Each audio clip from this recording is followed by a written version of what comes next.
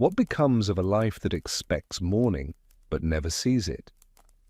What happens when the night stretches longer than preparation allows, when the fire burns lower than sleep permits, when dawn arrives to find only silence where breath once fogged the air? Tonight, we drift into the frontier dark, into cabins that stood at the edge of mapped territory, where isolation was measured not in miles but in days of travel, where help was a concept rather than a possibility. We step into nights that felt ordinary until they became final, into routines that promised continuation until they simply stopped.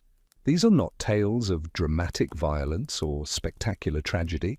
These are stories of absence, of mornings that arrived to empty rooms, of fires gone cold, of questions that records never answered because records were never kept, or kept only briefly, or lost to time's indifferent passage. Before we enter this quiet passage through the frontier night, through the cold that settled into log walls and the darkness that pressed against shuttered windows, I invite you to do something small but meaningful. Tap the like button and subscribe to Epic Boring History. It ensures you'll return to these hushed corners where history whispers rather than shouts.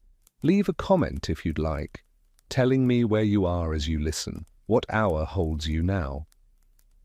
Perhaps you're wrapped in the deep stillness of midnight, or perhaps dawn light is just beginning to gather at your window, or you're somewhere in that suspended space between waking and rest.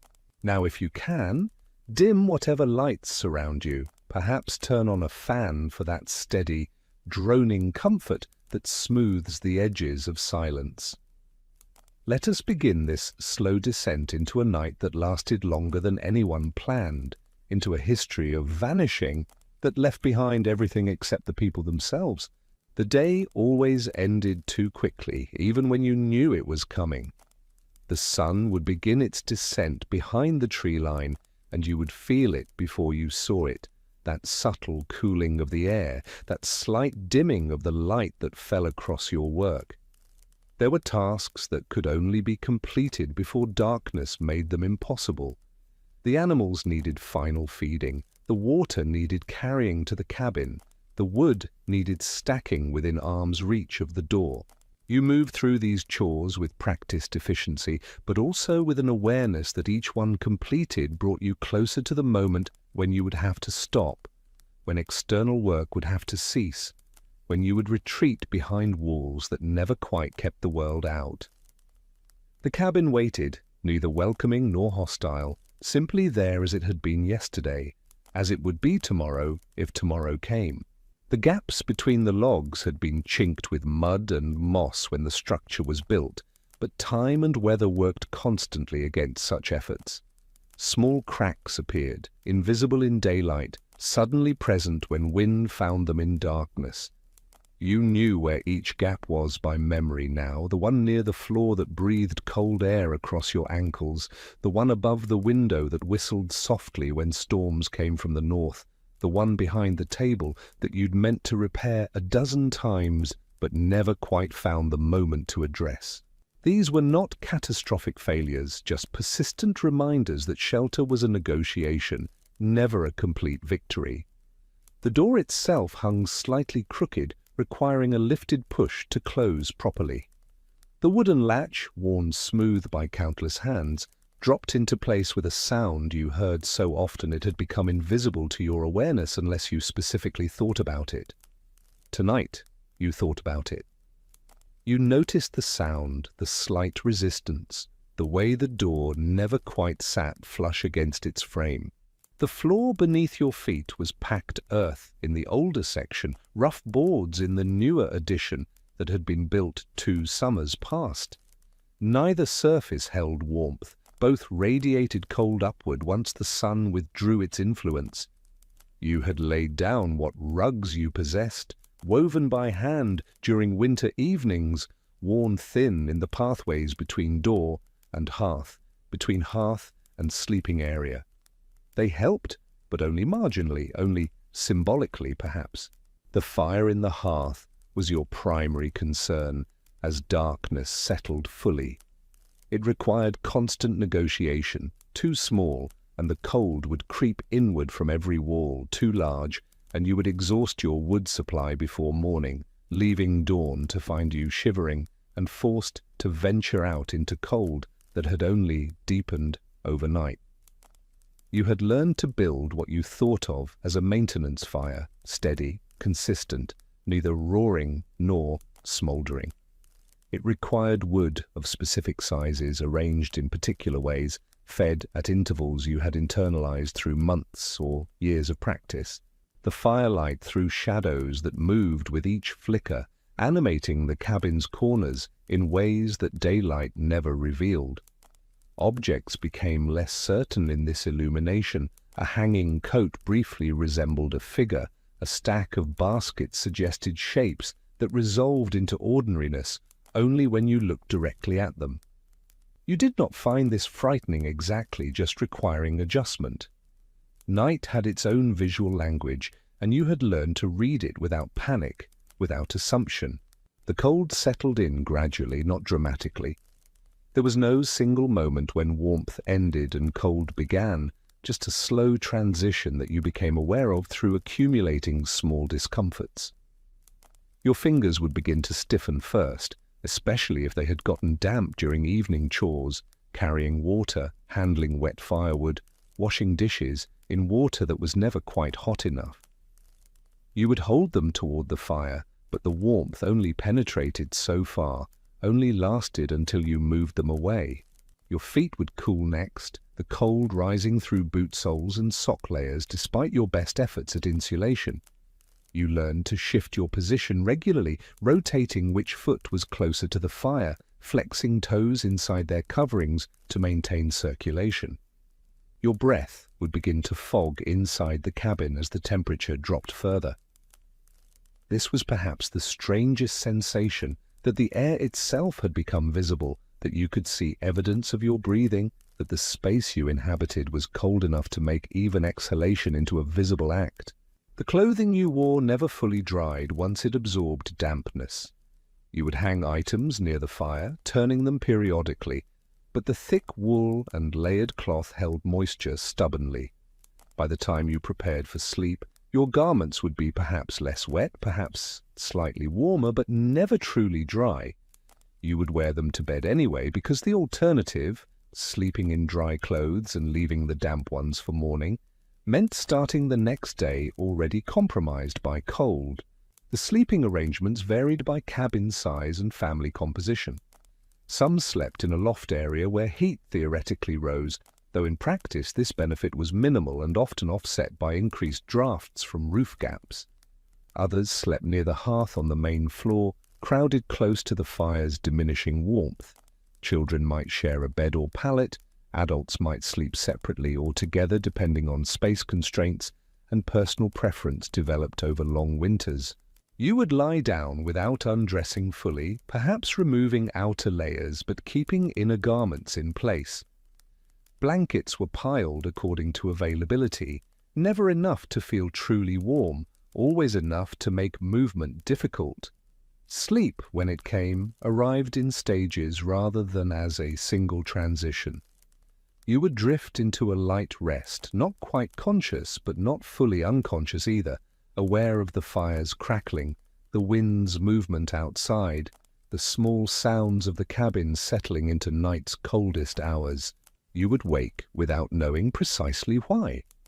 Perhaps a log had shifted in the fire, perhaps the wind had changed direction, perhaps something inside your body had simply decided you had been still too long and required repositioning. These wakings were not alarming, but they were inevitable. A full night of uninterrupted sleep was a rarity, something that happened perhaps after the most exhausting days, but not something you planned on or expected. You would lie there in the darkness, listening. Not listening for anything specific necessarily, just listening because that was what darkness required, what your mind insisted on doing, even when your body needed rest. Outside, the wind would move through trees, a sound that varied with the season. Dry leaves rattling in autumn, bare branches creaking in winter, new leaves rustling in spring. Each season had its particular audio signature, and you knew them all by now. You knew the sound of small animals moving through underbrush, usually close to dawn when they grew bold. You knew the sound of larger animals passing at a distance, their movement more felt than heard sometimes, a displacement of air, a pattern of broken twigs that suggested size and direction. You knew the sound of branches breaking under snow weight, the sound of ice forming in the nearby stream, the sound of frost spreading across the cabin's roof, a sound that was probably imagined, but that you would swear you could hear on the coldest nights. And then there were the sounds you could not identify, the small, unexplained noises that were probably nothing but that required listening to anyway. A scraping near the door that might be wind-blown debris or might be something else. A soft impact against the wall that might be a falling branch or might have some other cause. These sounds were almost certainly innocent, almost certainly explainable, but in darkness almost becomes a less comfortable word. You did not leap up to investigate. Experience had taught you that most night sounds resolved into nothing by morning, that energy spent on investigation was energy you could not spare, that rest, even imperfect, broken rest, was more valuable than certainty. So you lay there, listening, waiting for the sound to repeat or fade, eventually drifting back towards something like sleep when it did neither. Time moved strangely in this state, hours feeling like minutes, or minutes like hours, the night stretching toward dawn without any reliable way to measure progress. You might wake again when the fire needed tending. This was a skill you had developed, an internal sense of when the flames had burned down far enough to require attention, but before they had gone out entirely, forcing you to rebuild from embers, or worse, from scratch. Rising from bed in these hours was an act of will.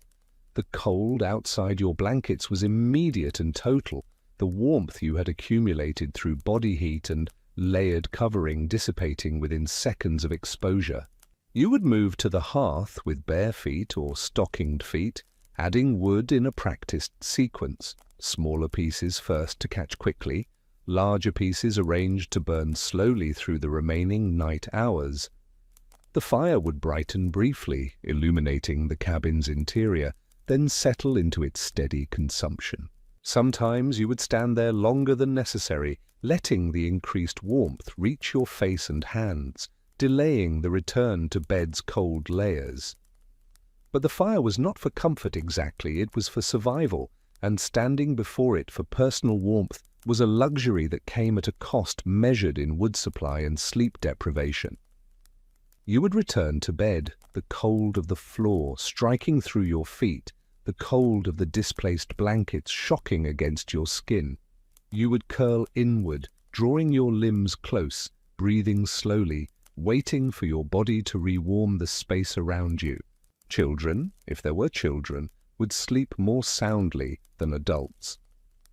They seemed less bothered by cold, less disturbed by sounds, though perhaps this was just that their smaller bodies generated less heat, and so they had less warmth to lose, less awareness of its gradual theft. You would watch them sometimes in the firelight, their faces slack with genuine rest, their breathing steady and unconcerned. You envied this while simultaneously feeling relief that at least someone in the cabin was managing actual sleep. Other adults, if there were other adults, would be awake at different times, their own internal rhythms pulling them toward consciousness at intervals that rarely synchronized with yours. You would hear them rise to tend the fire, hear them shift position, hear their breathing change from sleep's depth to waking's shallow pattern.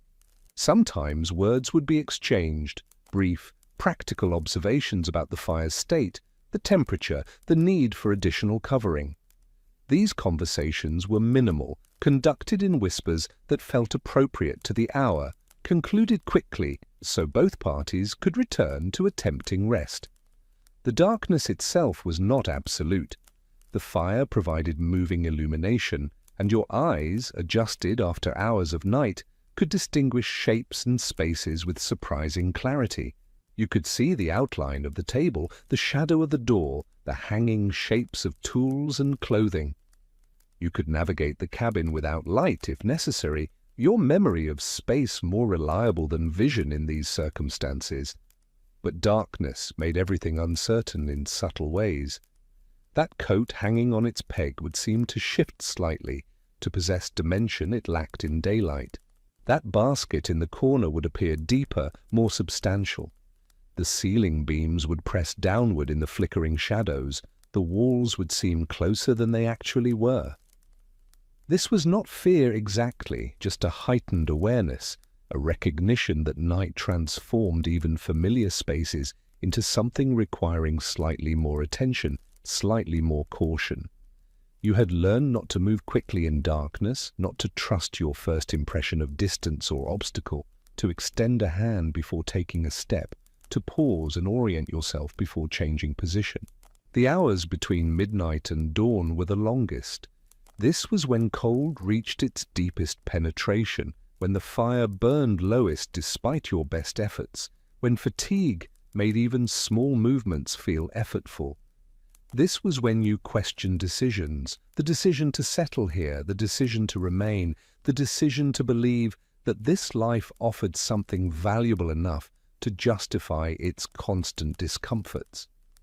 These questions arrived without drama, just as persistent thoughts that circled through your mind while you waited for morning. You did not answer them exactly because answers required energy you did not have in these hours. You simply acknowledged them, let them pass through your awareness, allowed them to fade as sleep pulled at you again or as some new, small concern demanded attention. Your body ached in specific ways, shoulders tight from work, lower back sore from positions held too long, joints stiff from cold that penetrated deeper than warmth could reach. You would shift, trying to find arrangements that eased these discomforts, rarely succeeding completely, settling for minor improvements rather than actual comfort. The air you breathed tasted of smoke, not unpleasantly, just constantly. It flavored every inhalation, coated your throat and lungs, became so familiar you only noticed it when you thought about it specifically or when you stepped outside and suddenly tasted air without that particular character. Your lips would crack despite whatever fat or salve you applied.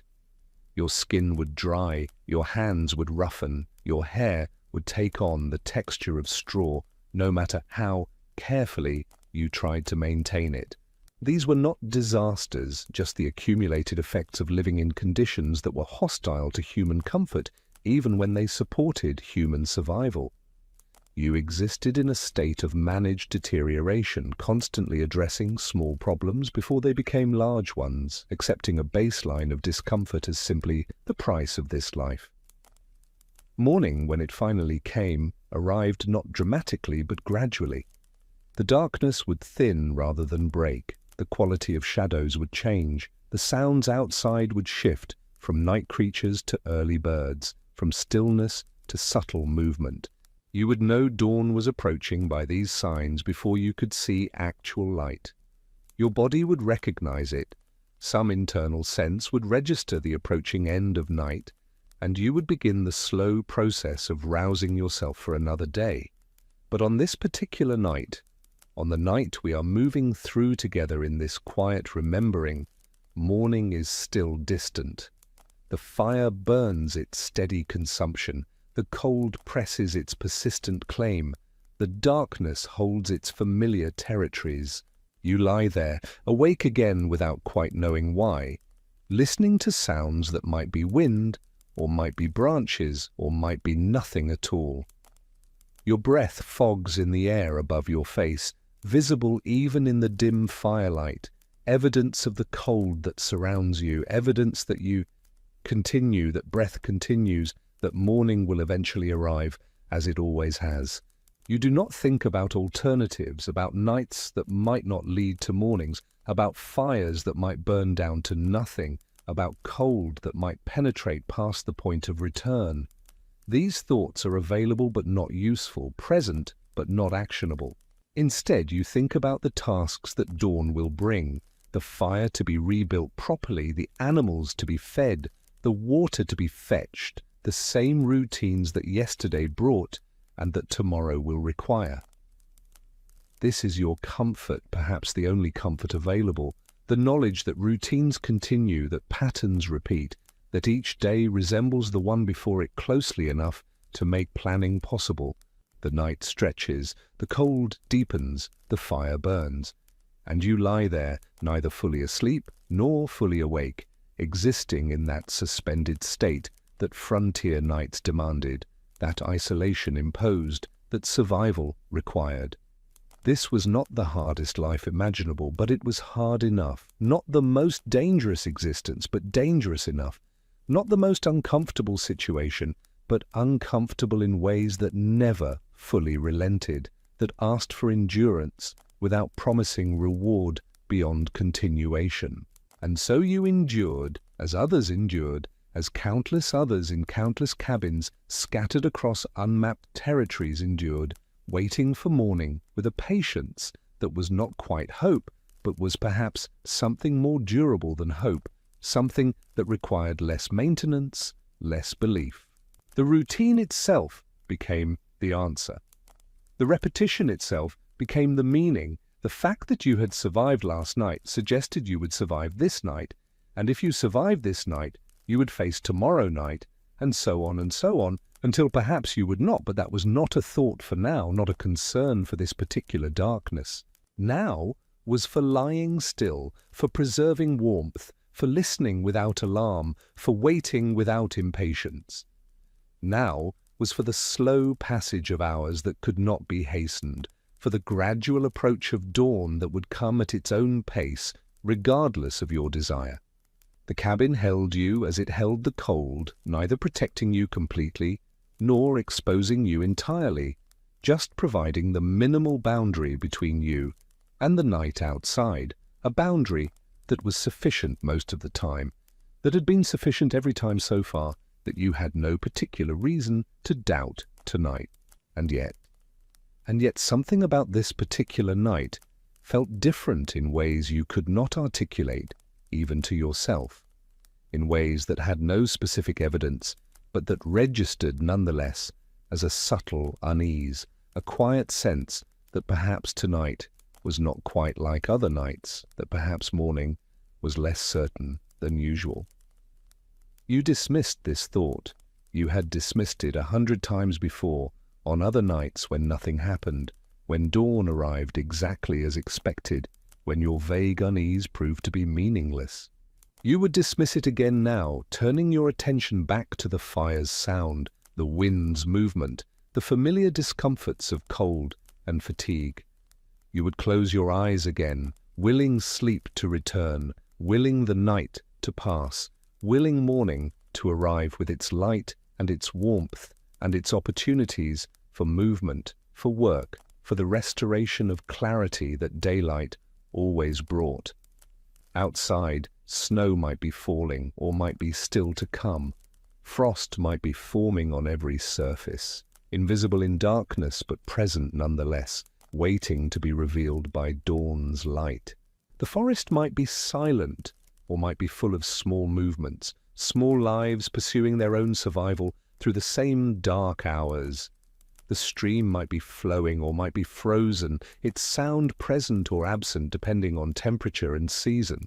But inside the cabin the fire burned and you waited, and time moved at its own pace, and morning remained a future event rather than a present reality, and the night continued its slow rotation toward an end that was inevitable but not yet visible. This was your reality, this waiting, this endurance, this acceptance of discomfort as baseline, this faith in morning, not because you believed in it philosophically, but because every other morning had arrived and you had no reason to think tonight would be different. No evidence suggesting that this particular night might last longer than nights were meant to last, might extend past the point where morning could find you.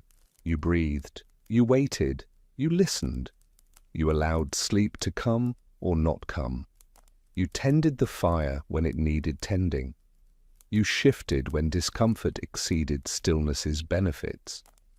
You survived the night by surviving each moment of the night, by not looking ahead to how many moments remained, by treating now as the only time that required your attention. And eventually, morning would come, and the night would end, and you would rise and move and work and continue. That was the promise, the pattern, the expectation built on every previous night's resolution.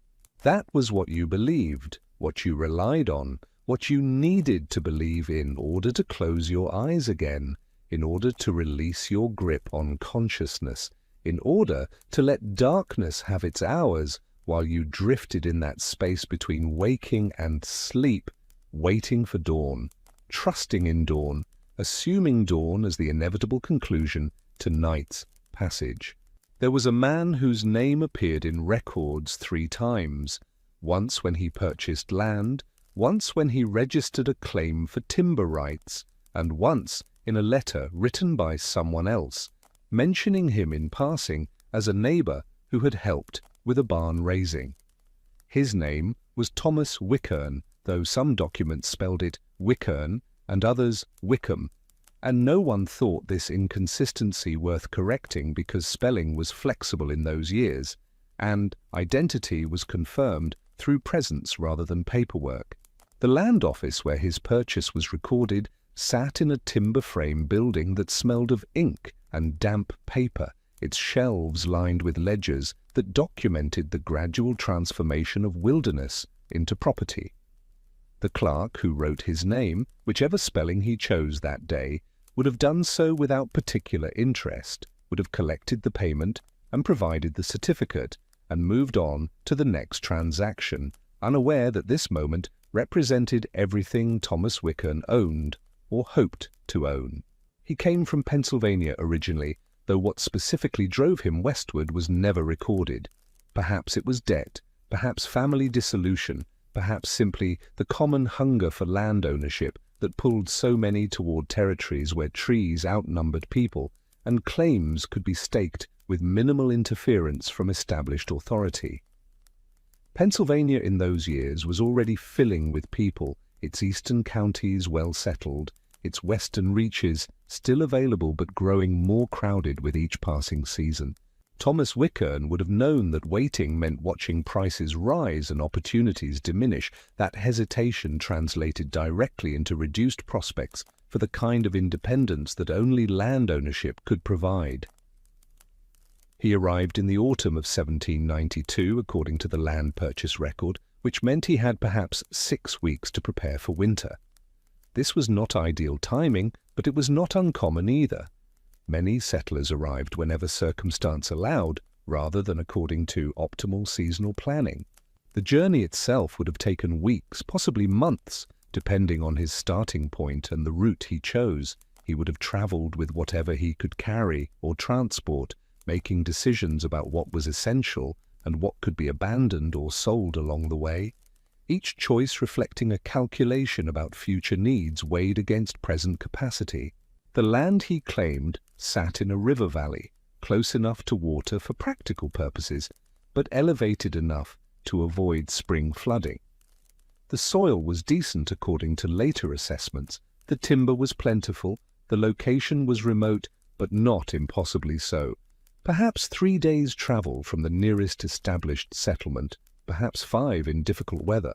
Rivers in that region ran clear and cold, fed by springs and mountain runoff, their banks lined with sycamore and willow and various hardwoods.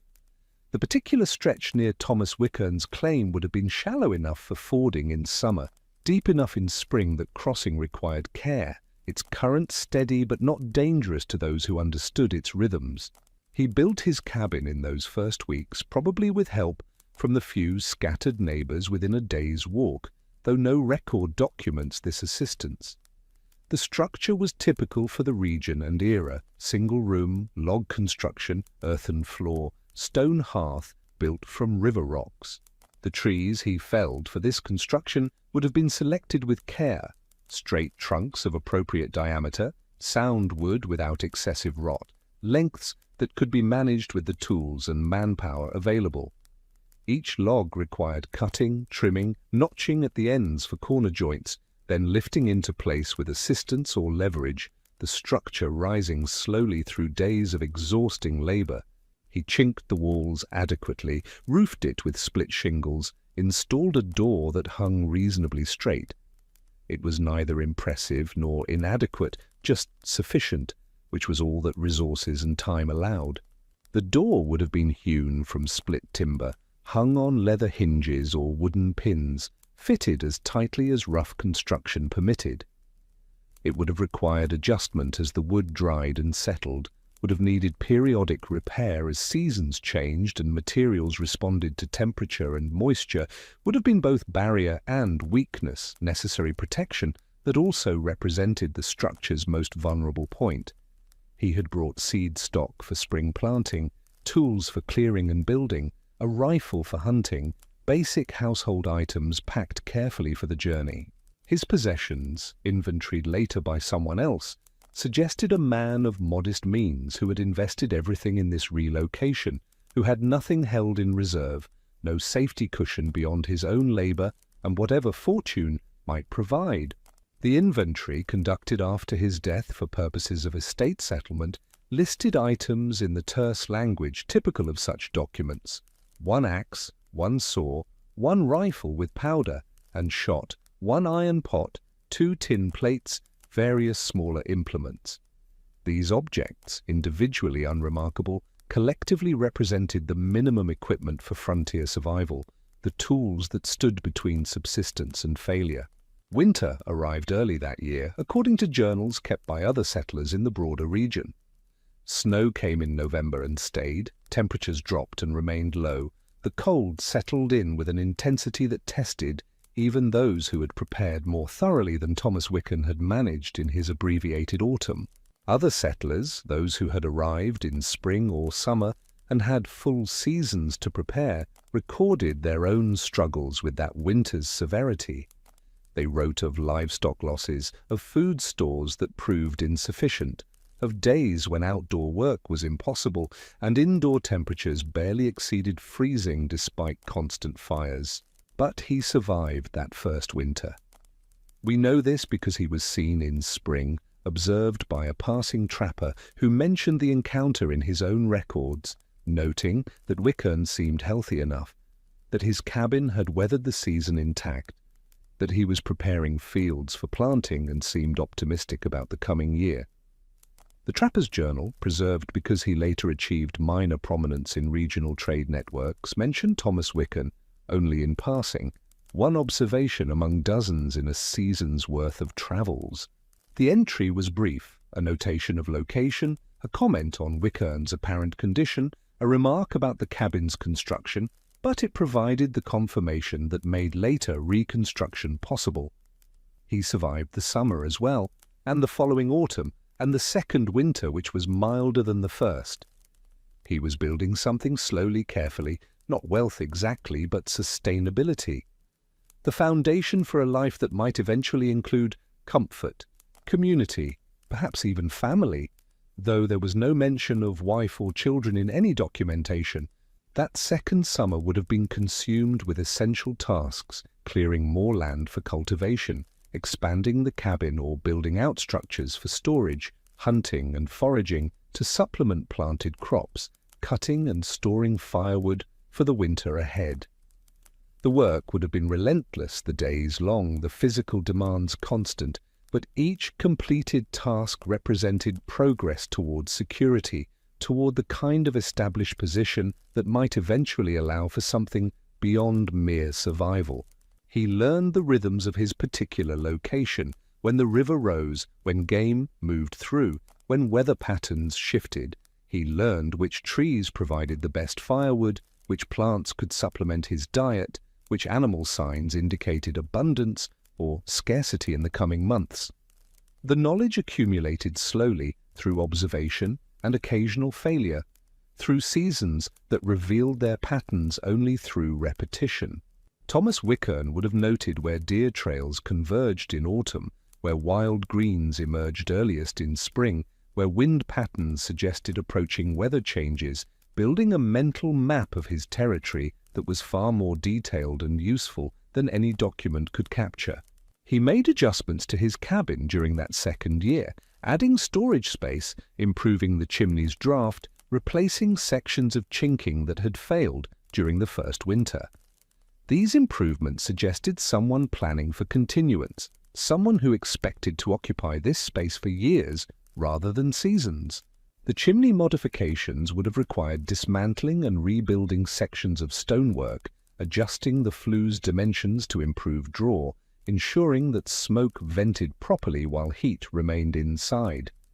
This was skilled work, demanding knowledge of airflow and masonry that Thomas Wickern either possessed or learned through trial and error, each adjustment bringing the structure closer to the efficiency that comfort required. He established patterns with his distant neighbors, trading labor during harvest, sharing news when paths crossed, maintaining the loose social bonds that frontier isolation required. He was not gregarious by any account, but neither was he unfriendly, just practical in his interactions, focused on work rather than fellowship, reliable when needed, which was perhaps the highest praise such circumstances offered. These neighbors, themselves scattered across distances that made casual visiting impractical, would have seen Thomas Wickern only occasionally, at cooperative work parties where multiple homesteads joined efforts, at chance encounters on trails, or at river crossings perhaps once or twice a year, at gatherings that approximated community events.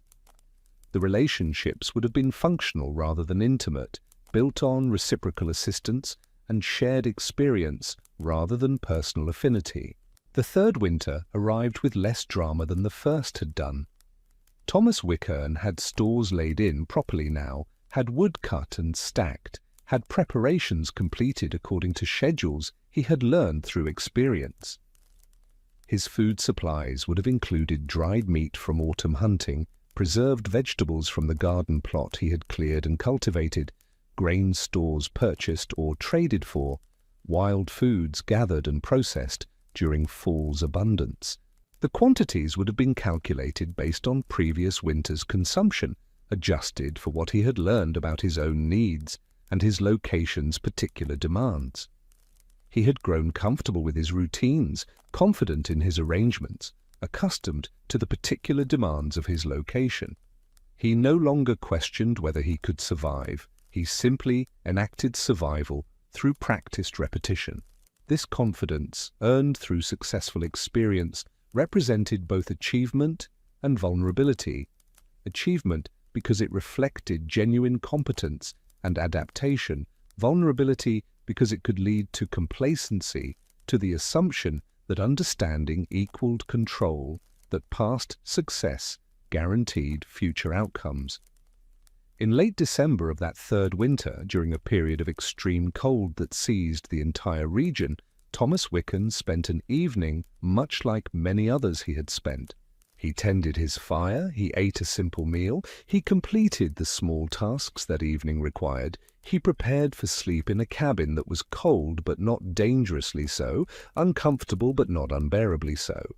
The meal would have been basic, perhaps salt pork fried in its own fat, perhaps cornmeal cooked into mush, perhaps dried beans that had simmered throughout the day. He would have eaten from his tin plate, would have cleaned it afterward with snow or water, would have returned it to its place among his few possessions. He had no reason to think this night would differ from any other night.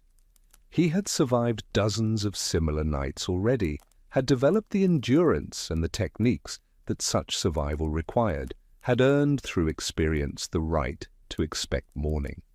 Outside, the sky would have been clear or clouded, stars visible or obscured, the darkness absolute in the way that wilderness darkness was absolute, unbroken by any light except perhaps the moon, if the moon was risen. The forest held its winter silence, that particular quality of stillness that comes when snow muffles sound and cold reduces movement, and life retreats into whatever shelter it can find.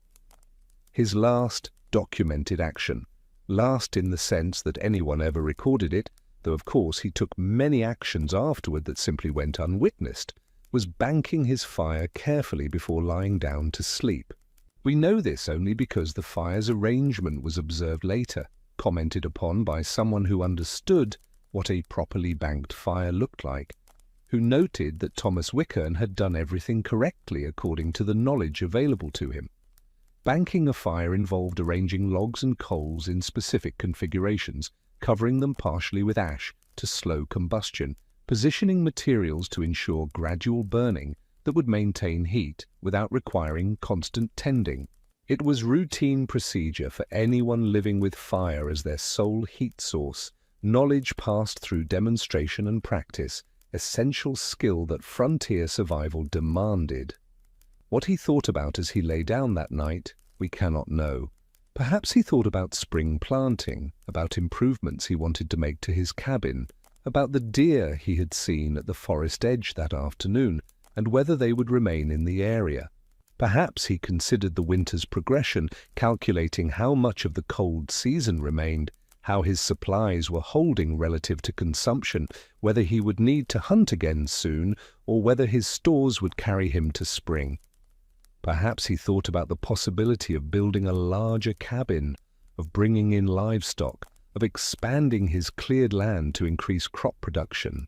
Perhaps he thought about his former life in Pennsylvania, about people he had left behind, about roads not taken. Perhaps he thought about nothing in particular, his mind simply quiet, content with fatigue, ready for the temporary cessation that sleep offered. Memory in such circumstances would have been complicated, sharp in some details, vague in others, shaped by time and distance into something that might not accurately reflect what had actually occurred. The faces of people he had known would have been fading perhaps, the specific features growing less distinct, while certain moments or scenes remained vivid, preserved through whatever mechanism makes some memories permanent and allows others to dissolve. Perhaps he noticed something unusual, a sound, a sensation, a subtle wrongness in the night's quality, and dismissed it as he had dismissed countless other small anomalies that proved to be nothing. Or perhaps he noticed nothing at all. Perhaps the night seemed entirely ordinary. Perhaps his last conscious moments were unremarkable in every way. The cabin would have made its usual sounds, wood settling as temperatures dropped, wind finding gaps to whistle through, the fire's quiet consumption of fuel. These sounds would have been familiar, part of the acoustic landscape Thomas Wickern had learned to interpret, background noise that normally signaled normalcy rather than danger. He closed his eyes. He allowed sleep to approach. He expected morning with the confidence of someone who had seen morning arrive many times before, who had no reason to doubt its return. His breathing would have slowed, his body would have relaxed into whatever comfort his sleeping arrangements provided, his consciousness would have dimmed into that space between waking and sleep, where thoughts lose their coherence and time loses its measured progression.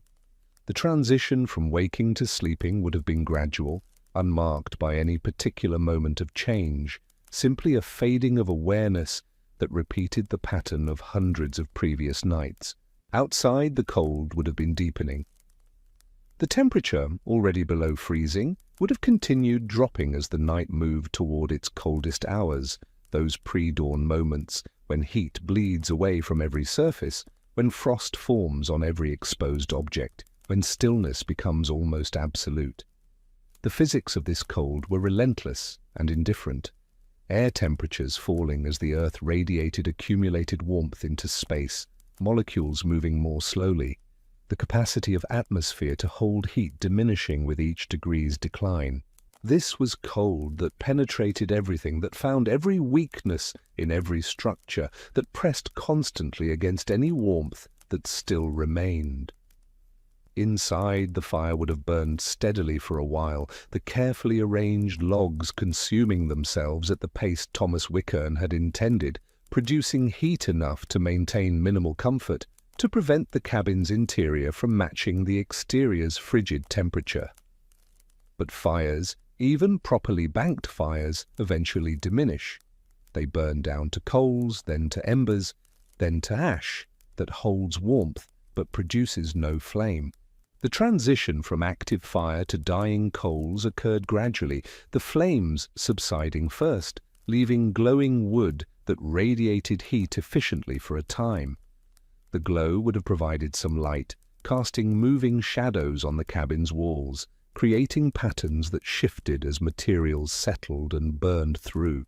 Thomas Wickern would have needed to wake at some point to add more wood to rebuild the fire before it went out completely. This was routine, this was expected, this was part of the unspoken contract that frontier living required. You did not sleep through the night uninterrupted.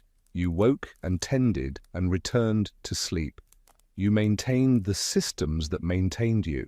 The waking would have been automatic usually, internal rhythms trained through repetition to rouse him at appropriate intervals. He would have risen partially from sleep, enough to register cold's approach, enough to recognize the need for action, then would have moved through practiced motions to address the fire's needs, before returning to the warmth of his sleeping place. Perhaps he woke as planned, as his internal rhythms dictated. Perhaps he rose from his sleeping place, moved to the hearth, added wood to dimming coals, waited for flames to catch before returning to bed. The movements would have been efficient, economical, performed in darkness or near darkness, with the familiarity that made light unnecessary. He would have known where wood was stacked, would have known how to position new fuel for optimal ignition, would have watched briefly to ensure the fire had caught properly before withdrawing. Or perhaps he woke and found himself unable to rise, his body unresponsive in ways that suggested illness or injury, his consciousness present, but his ability to act somehow compromised. Or perhaps he did not wake at all, perhaps sleep deepened beyond the point where internal alarms could rouse him, perhaps something in his body or in the air or in the accumulating cold prevented the waking that should have occurred. Illness could have been progressing silently for days, infection or respiratory compromise or cardiac strain, conditions that produced subtle symptoms initially that might have seemed like ordinary fatigue or minor discomfort, that only revealed their seriousness when they had progressed beyond easy recovery. Or injuries sustained earlier in the day, seemingly minor at the time, might have worsened during evening's inactivity, might have compromised his capacity to respond when response was needed. We cannot know because there was no one there to observe, no one to record, no witness to whatever did or did not happen in those dark hours. We have only what was found later, and what was found later was insufficient to reconstruct the night's progression. The fire went out, that much is certain. At some point between evening's banking and dawn's arrival, the flames consumed their fuel and were not replenished. The coals cooled to ash. The warmth that had kept the cabin's interior several degrees above exterior temperatures dissipated. The temperature inside would have dropped steadily once the fire's heat production ceased, the cabin's minimal insulation allowing cold to penetrate through walls and roof and floor. The rate of cooling would have depended on exterior temperature and wind conditions, but the outcome was inevitable. Without active heat source, the interior would approach exterior temperature, would become merely another cold space within a frozen landscape. The cold that had been pressing against walls and door and roof found no resistance then. It flowed inward like water, filling a space, settling into every corner, every gap, every volume the fire had previously defended. Air moves according to temperature gradients, cold air sinking and spreading, displacing warmer air upward and outward. The cabin's interior would have stratified briefly, warmest air near the roof, coldest near the floor, before the entire volume equalized at temperatures that humans cannot survive long without protection. Thomas Wickern's body, whether sleeping or waking, whether healthy or compromised, whether conscious or unconscious, would have been subject to this cold's advance. Heat would have drained from his extremities first, fingers and toes growing numb, then cold, then dangerously cold. Blood flow to extremities would have reduced as his body attempted to preserve core temperature to protect vital organs at the expense of peripheral tissue.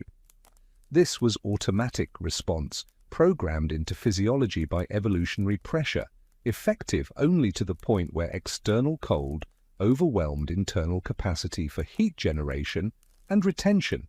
His core temperature would have dropped gradually, his body's systems working to maintain warmth, but fighting a losing battle against conditions that overwhelmed its capacity for thermal regulation. Shivering would have begun if he was conscious, his body's automatic attempt to generate heat through movement, through muscle contraction. The shivering would have been intense initially, violent enough perhaps to wake him if sleep had not been too deep, exhausting in its energy demands. Muscles contracting rapidly produce heat through metabolic activity, but this strategy works only when fuel is available and when the temperature differential is not too extreme. But shivering requires energy, and energy comes from food reserves and rest, and neither would have been sufficient against cold of this intensity once the fire's warmth had disappeared. The shivering would have continued for a time, then would have ceased, not because warmth had returned, but because the body had exhausted its ability to respond. The cessation of shivering marked a critical transition, the point where physiological defenses failed, where the body could no longer mount effective resistance against temperature decline. What followed would have been progressive shutdown, systems failing in sequence as cold penetrated deeper into core tissue. Consciousness, if present, would have become confused. Cold at extreme levels affects the brain's function, slows thought, disrupts judgment, creates sensations that are paradoxical. People freezing to death sometimes report feeling warm, sometimes remove clothing in the final stages, their brains sending signals that no longer correspond to reality. This phenomenon, documented by others who survived near-fatal hypothermia or who witnessed its effects, results from complex neurological disruption. The brain, deprived of adequate warmth and oxygen, begins to malfunction in ways that produce illusions of comfort, that override rational assessment of circumstances, that can lead to behaviors that accelerate death rather than prevent it. Thomas Wickern might have believed he was comfortable. He might have felt a pleasant drowsiness settling over him, a gentle drift towards sleep that seemed restful rather than dangerous, natural rather than fatal.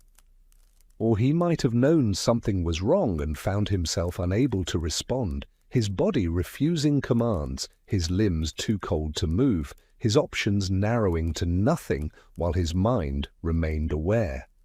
Or he might have been unconscious from some other cause, illness, injury, some sudden internal failure, and the cold simply ensured that temporary unconsciousness became permanent. The various possibilities remained equally plausible in absence of evidence, each scenario fitting the observed facts, none conclusively eliminated by what was later discovered. This ambiguity would have troubled those who found him, perhaps, who wanted explanation, who needed causation to make sense of death that seemed simultaneously preventable and inevitable. The night moved toward morning at its usual pace, indifferent to what was occurring inside the cabin. Stars wheeled overhead, invisible through cloud cover perhaps, or visible and brilliant in clear air, their light reaching down to snow and ice and frozen earth with equal dispassion. Celestial mechanics proceeded according to laws that had operated long before humans existed, and would continue long after, patterns of rotation and revolution that measured time without caring about time's passage. The night's duration was fixed by planetary motion, unaffected by whether anyone survived to witness dawn's arrival. The forest held its winter population of creatures, lives continuing through cold that would kill humans, but that these animals were designed to endure. They moved, or they slept, or they waited, their own routines unaffected by what was happening in a single cabin, their existence independent of human survival or failure. Small mammals in burrows beneath the snow maintained their body heat through nest construction and group huddling and metabolic adaptations that allowed them to survive temperatures that would kill larger animals. Deer moved through the forest in small groups, their winter coats providing insulation, their reduced activity conserving energy. Predators hunted or scavenged, opportunistic and efficient, their lives proceeding according to imperatives that had nothing to do with human concerns. Dawn came eventually, as dawn always did. Light returned gradually to a landscape that had not particularly missed it, that would have continued perfectly well in permanent darkness had physics allowed such a thing. The sun rose at its appointed time, its rays traveling across space at the speed of light, arriving at Earth's surface to interact with atmosphere and terrain, creating the gradations of illumination that defined morning. This process was mechanical, reliable, indifferent to outcome or observation. The sun's early rays touched the cabin's roof, its walls, the snow that had drifted against its northern side. They provided illumination but little warmth yet, the low angle and winter's diminished solar energy insufficient to counter the cold that had accumulated during the night's long hours. Inside, the light would have filtered through whatever gaps and windows Thomas Wickern's cabin possessed. It would have fallen across a cold hearth, across furniture and tools and possessions, arranged as they had been arranged the evening before. The interior would have looked ordinary in many ways, nothing disturbed, nothing obviously wrong, just the familiar arrangement of objects in familiar space. Only the absence of fire, the depth of cold, the stillness that was more complete than sleeping stillness would have indicated that something had changed fundamentally during the night's progression.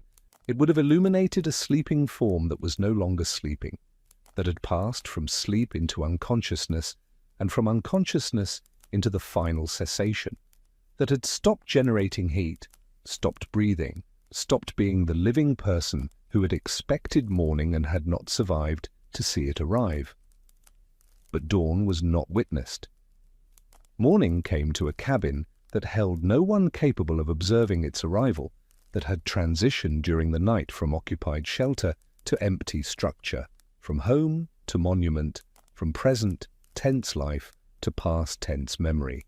When discovery finally occurred, days later, according to records, when a neighbor traveling past noticed the absence of smoke from the chimney, noticed the unbroken snow around the door, noticed signs that suggested something wrong, what was found was a scene of apparent normalcy interrupted by absence. The door was closed, latched from inside. The possessions were in place, undisturbed, arranged according to the patterns of use.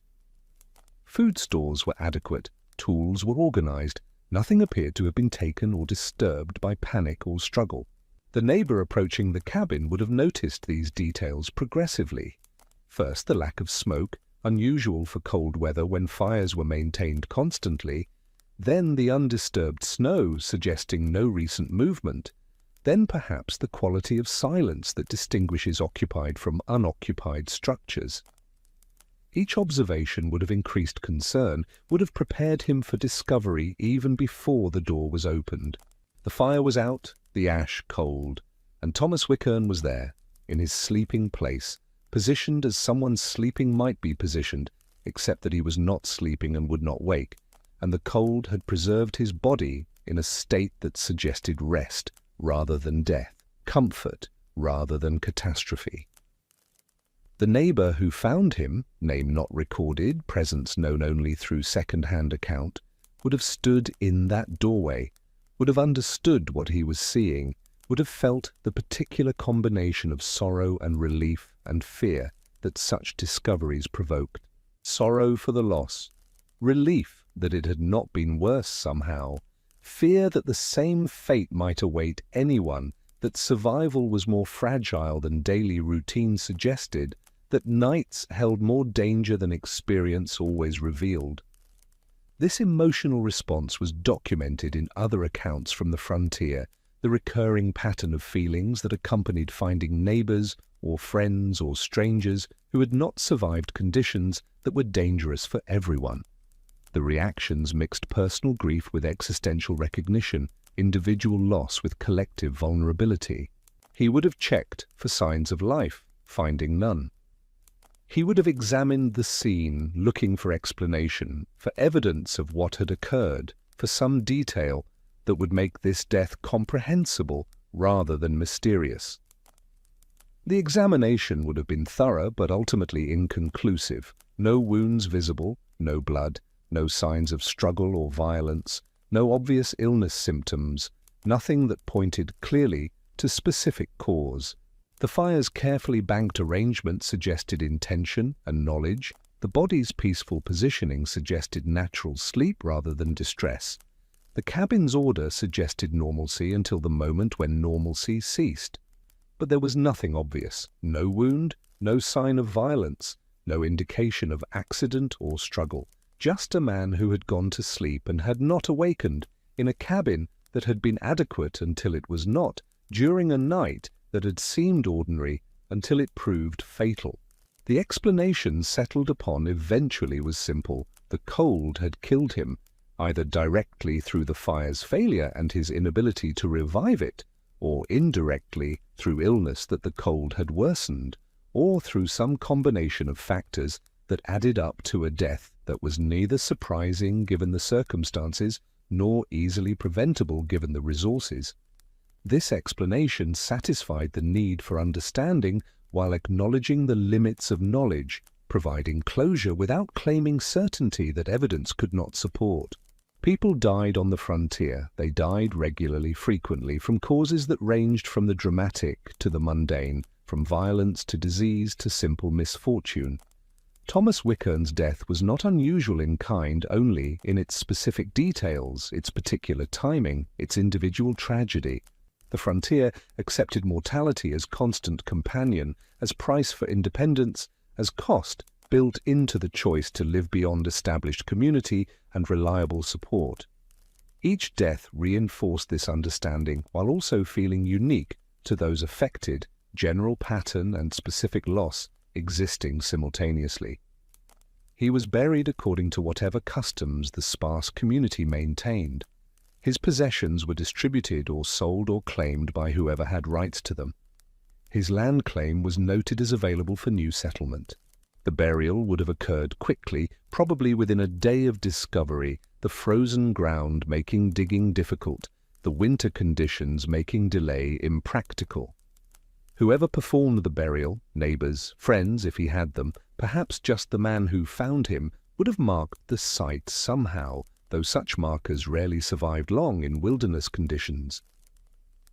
His cabin stood for some years afterward, growing gradually more dilapidated, finally collapsing under snow weight or wind stress, or simply the accumulated effects of weather working against unmaintained construction. The site returned to forest, marked only by depressions in earth where foundation logs had rested, by cleared areas that grew back more slowly than surrounding territory. His name appeared in those 3 records and nowhere else. His life, which had seemed to be building toward something, toward continuity and perhaps eventual prosperity, ended instead in a single night for reasons that were never fully determined, with consequences that rippled briefly through his small community and then faded into the general background of frontier mortality. We remember him now not because he was remarkable, but because he was typical, because his experience reflected that of countless others whose names appeared in even fewer records or in no records at all, whose lives ended in similar circumstances, whose expectations of mourning were disappointed for reasons they might never have understood, even if they had remained conscious enough to contemplate them. He did everything adequately. He prepared reasonably, he worked consistently, he survived longer than some and less long than others. His failure, if failure is even the appropriate word, was not personal but circumstantial, not avoidable through better planning, but simply part of the risks inherent in the life he had chosen or the life that had chosen him. The night that killed him was not extraordinary. The cold was severe but not unprecedented. The isolation was significant but not unusual. The circumstances were challenging but not uniquely so. What happened to Thomas Wickham happened to many others, in many other cabins, across many other winters. Most left no record at all. Their disappearances went unremarked, their absences unquestioned, their lives concluding without documentation or investigation or memorial. They simply stopped appearing in whatever minimal records their communities kept, and their stopping was noted or not noted, depending on factors that had little to do with the value of their lives and everything to do with the administrative priorities of their time. Thomas Wickham left more trace than most. Those 3 document mentions, that second-hand account of his discovery, that brief notation of his death's probable cause. Through these fragments we can construct a life, or at least a life's outline, a shape that suggests the person without fully revealing him. We can imagine his thoughts that final evening, his confidence in morning, his reasonable expectation of continuation. We can imagine his preparation for sleep, his satisfaction at having survived thus far, his plans for the season ahead. We can imagine the moment when things began to go wrong, when the fire burned lower than it should have, when his body failed to wake him when waking was needed, when the cold pressed its advantage and he could not effectively respond. We can imagine these things, but we cannot know them, cannot confirm them, cannot separate imagination from fact. What we know is that he expected morning and did not receive it. What we know is that his life, which had seemed stable enough, proved to be provisional, temporary, subject to termination without warning or drama. What we know is that he joined the long list of people who ventured into frontier territories and did not survive them, who built cabins that outlasted them, who prepared for futures they would not inhabit. His story is their story. His night is their night. His ending is their ending, repeated across distances and years, varied in detail but consistent in essence. Life continuing until it did not, survival succeeding until it failed, mourning expected but not universally delivered. And so we remember him here, in this quiet recounting, not as hero or victim, but simply as someone who lived and then stopped living, who occupied a small space for a brief time and then vacated it, who left behind questions that will never be fully answered because the only witness was himself, and he did not survive to provide testimony. The winter continued after his death. Snow fell, temperatures fluctuated, storms moved through the region. His cabin stood empty through those weeks, holding cold that no fire warmed, sheltering no one, serving no purpose beyond existing as structure, until structure failed. Spring eventually arrived, bringing thaw and renewal and the return of those rhythms that winter had suspended. The land Thomas Wickham had claimed began its seasonal transformation, indifferent to ownership, unconcerned with human plans or human absence. Life continued around the site of his death, abundant and relentless, filling spaces with new growth, replacing what had fallen with what now rose. The forest that he had begun clearing reclaimed its territory, patient and thorough, erasing evidence of human presence with the same indifference it showed to all temporary arrangements. And somewhere in records now yellowed or lost or digitized beyond easy access, his name remained. Thomas Wickham, who came from Pennsylvania, who claimed land in a river valley, who built a cabin and lived in it for 3 years, who died during a cold night in his 3rd winter, who expected morning with reasonable confidence and was disappointed by circumstances that were never fully explained, but that were, in the end, simply part of the risks that everyone accepted when they chose isolation over community, self-sufficiency over security, frontier over settlement. When spring travelers first noticed the silence, they noticed it as absence rather than presence. No smoke rising, no sound of activity, no signs of the small movements that occupied dwellings produce even when their inhabitants are not visible. The cabin stood in its clearing with a stillness that suggested more than temporary vacancy, that communicated something final, though the observers could not yet name what they were sensing. They approached cautiously, not from fear of danger, but from respect for whatever privacy or circumstance might explain the quiet. They called out, announcing themselves in the way that isolated territories required, giving whoever might be inside opportunity to respond, to welcome or warn away as situation dictated. No response came. The silence held, unbroken by human voice or human movement, filled only with wind sound and bird call and the small ambient noise that forest edges produce constantly. The door, when they tested it, was latched from inside.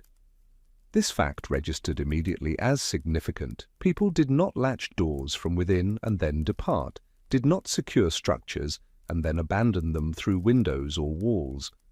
They forced entry carefully, not wanting to damage property unnecessarily, but needing to understand what the silence contained. The latch gave way, the door swung inward, and they stepped across the threshold into air that was wrong in ways they recognized immediately, though they might have struggled to articulate the specific wrongness. It was the temperature first, too cold, far too cold for a dwelling that should have held some residual warmth from human occupation, from cooking fires and body heat, and the general thermal signature that living creates. The interior matched the exterior almost precisely, suggesting that no heat had been generated here for some time, that whatever warming had once occurred had long since dissipated. It was the smell second, not decay exactly, because cold preserves, but an absence of the smells that occupation produces, no food scent, no smoke smell beyond what had soaked into wood and fabric months ago, no human scent of breath and sweat and presence. It was the stillness third, not just quiet, but motionless, the particular quality of air that has not been disturbed by movement, by passage, by any activity whatsoever. Dust had settled on surfaces without interruption, cobwebs had formed in corners without disruption. The space had achieved a kind of equilibrium that suggested time passing without intervention. And then there was the arrangement of objects, which was perhaps the most unsettling element because everything appeared normal, intentional, placed according to logic and routine. The table held dishes from a meal, not scattered but stacked, cleaned perhaps or simply used and set aside. The hearth held ash, arranged in the pattern of a fire that had been properly banked, that had been tended with care and skill before being allowed to burn down for the night. Tools hung on their designated pegs. Clothing was folded or draped in ways that suggested order rather than chaos, possession rather than abandonment. The sleeping area, when they looked there, held evidence of occupation. Blankets arranged for warmth, a depression in the straw mattress suggesting body weight and rest, personal items within arm's reach, in the way people arrange things when they expect to wake and need them close, but the person who should have been there, who should have woken and risen and disrupted this arrangement, was absent. The blankets lay as if someone had simply stepped out from under them. The mattress held its impression. The personal items remained undisturbed. It was this ordinariness that disturbed most profoundly, the sense that life had been proceeding according to its usual patterns and then had simply stopped, had terminated mid-sequence without warning or explanation.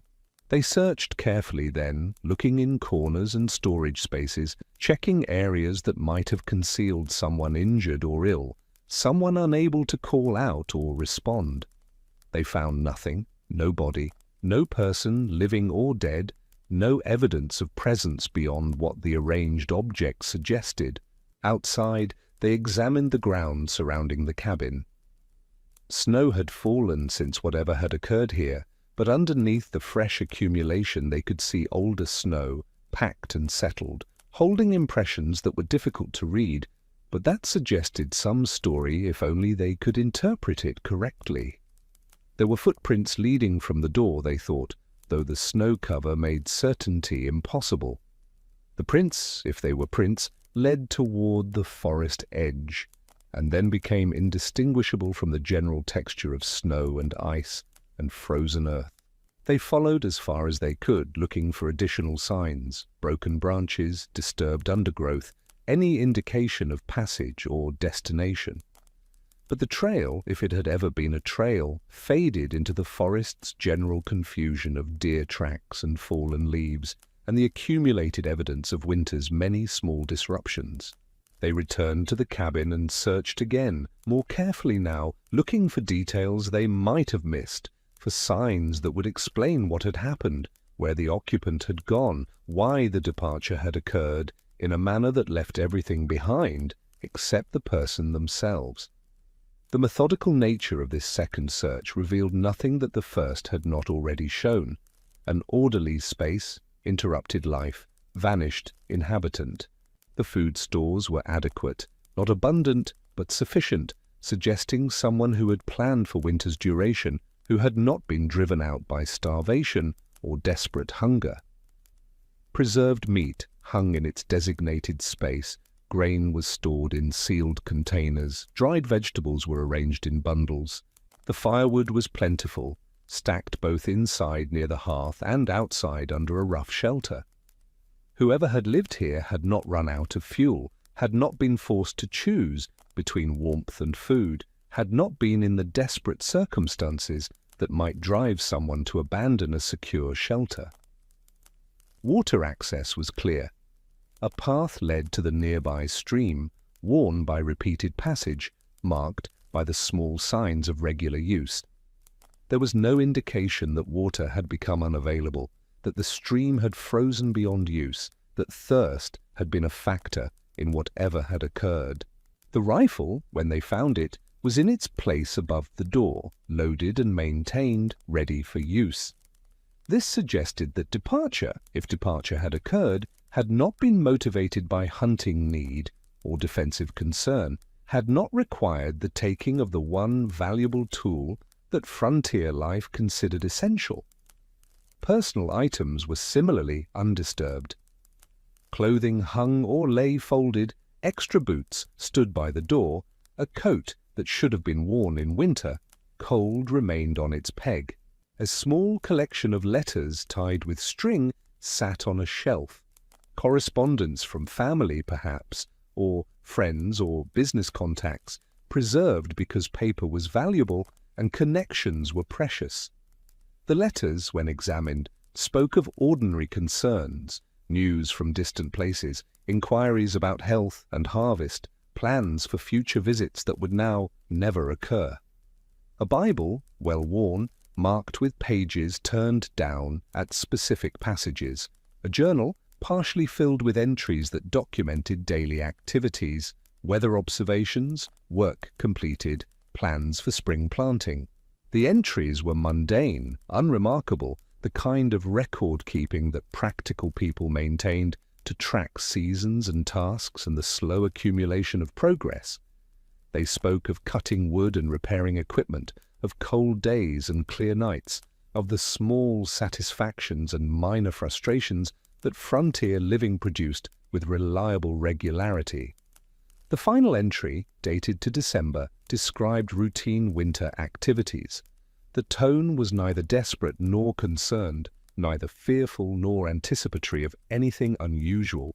It read like any other entry. Work done, weather noted, plans for the next day briefly mentioned.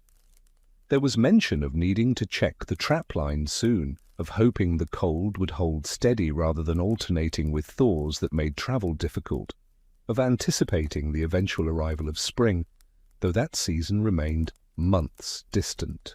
There was no indication of illness, no mention of visitors expected or feared, no suggestion of any circumstance that might have prompted the abandonment of a secure winter shelter during the season's coldest period. The entry simply ended, as entries do, with the assumption that another entry would follow the next day or the day after, when something worth noting had occurred. But no subsequent entry appeared. The journal's remaining pages were blank, waiting for records that would never be written, for observations that would never be documented, for a continuation that had somehow failed to materialize. They examined the blank pages carefully, holding them to light, checking for impressions or erasures or any mark that might have been made, and then concealed. They found nothing, just empty paper, potential unfulfilled, silence in written form. The discovery, if it could be called a discovery when nothing definitive had been found, was reported to whatever authorities existed in that region at that time. A constable or magistrate or appointed official, someone whose duty included investigating deaths and disappearances, someone who represented organized society's interest in understanding what happened to its members, even in isolated territories. This official visited the site, conducted his own examination, reached conclusions that were documented in language that was careful, tentative, aware of the gaps in evidence and the limits of certainty. His report, preserved in archives that few people ever consult, described the scene much as the first discoverers had seen it, arranged, orderly, abandoned without obvious cause. He noted the absence of the body as particularly significant. Had the occupant died inside the cabin, from cold or illness or any natural cause, the body should have been present. Had the occupant been killed by violence, there should have been signs of struggle or forced entry or disorder. Had the occupant departed voluntarily, there should have been preparation evident, food packed, essential items taken, some indication of planning and purposeful departure. None of these patterns was present. The scene suggested departure but not preparation, absence but not explanation, cessation but not cause. The official considered various explanations. Perhaps the occupant had gone out briefly to check on animals, to fetch water, to investigate a sound, and had become lost or injured in darkness and cold. Perhaps they had fallen through ice, or become disoriented in a sudden storm, or suffered some accident that left them unable to return. Such occurrences were common enough on the frontier, where a moment's inattention or a single misstep could produce fatal consequences. But this explanation struggled against certain facts. The door had been latched from inside, suggesting that if departure had occurred, it had occurred in a way that allowed for securing the cabin afterward. The absence of coat and boots suggested that if the person had gone out, they had gone inadequately dressed, which seemed unlikely for someone experienced with winter's dangers. Experience taught people to prepare for cold, even when stepping outside for moments, to assume that any venture beyond the door might become extended by accident or necessity. Perhaps, the official speculated, illness had caused confusion. Perhaps fever or delirium or some mental disturbance had driven the occupant out into cold while in a state that prevented rational judgment. This would explain inadequate clothing, explain departure despite latched door. They might have latched it behind them instinctively, might have dressed the door's security while neglecting their own. Illness could produce strange behaviors, could override survival instinct with hallucination or compulsion, could make the dangerous seem necessary and the safe seem threatening. But the journal's final entry suggested no illness, and neighbors who had last seen the occupant weeks earlier reported no signs of sickness or distress. Illness could develop quickly, certainly, but the progression from health to delirium to fatal departure seemed to require more time than evidence suggested had passed. Perhaps, another theory proposed, violence had occurred, but violence that left no trace, that was so efficiently executed that no disorder resulted. Perhaps someone had gained entry, had killed or abducted the occupant, had carefully restored order to conceal the crime, had departed taking the body with them. But this explanation also struggled against facts. The remote location made such an encounter unlikely. The careful restoration of order seemed inconsistent with violence's usual chaos, and the absence of motive. The occupant had nothing worth stealing, no known enemies, no circumstances that suggested targeted harm, made this theory feel like reaching. The official's conclusion, after examining evidence and considering possibilities, was admirably honest in its uncertainty. He could not determine what had happened. He could document what had been found and what had not been found, but he could not bridge the gap between these observations and a definitive explanation. His report listed facts without forcing them into narratives they did not support, acknowledged gaps without pretending to fill them, accepted uncertainty as the only honest conclusion available. The case was noted as unresolved. The cabin's contents were eventually claimed by distant family or sold to settle whatever debts existed. The structure itself was left to time and weather, gradually transitioning from dwelling to ruin to memory. Within a generation, most people who had known the occupant were gone themselves, and the mystery became less personal, more historical, a puzzle rather than a tragedy. But the mystery persisted, not because it was particularly dramatic or unusual. Such disappearances occurred regularly enough on the frontier, but because it exemplified a category of historical event that records could document but not explain, that left traces but no trail, that invited investigation but resisted conclusion. It stood as representative of a larger pattern, an instance of something that happened often enough to seem significant, but rarely enough to remain inexplicable. Other cabins in other locations showed similar patterns. A trapper's winter camp found empty in spring, all possessions present, no sign of the trapper himself. A family's homestead discovered abandoned, table set for a meal, never eaten, no indication of where the family had gone or why they had left food to waste and warmth to dissipate. These cases involved multiple people sometimes, children included, which made theories of individual confusion or illness more difficult to maintain, which suggested events that affected groups rather than lone occupants. A hired hand's quarters showing evidence of sudden departure in harsh weather, coat and boots missing, but no trail to follow, no destination apparent. These cases accumulated in records, each one documented with varying degrees of thoroughness, each one accompanied by speculation that was more revealing of the speculator's fears than of actual events. Folk explanations emerged to fill the gaps that official investigation left open. People spoke of spirits that called travelers into winter woods, that lured them away from safety with voices that mimicked loved ones or promised relief from isolation. These were not believed literally, perhaps, but they were repeated, elaborated, used to explain what could not otherwise be explained. The stories served a purpose beyond explanation. They warned about dangers, they provided frameworks for understanding loss, they offered communities ways to process events that resisted rational interpretation.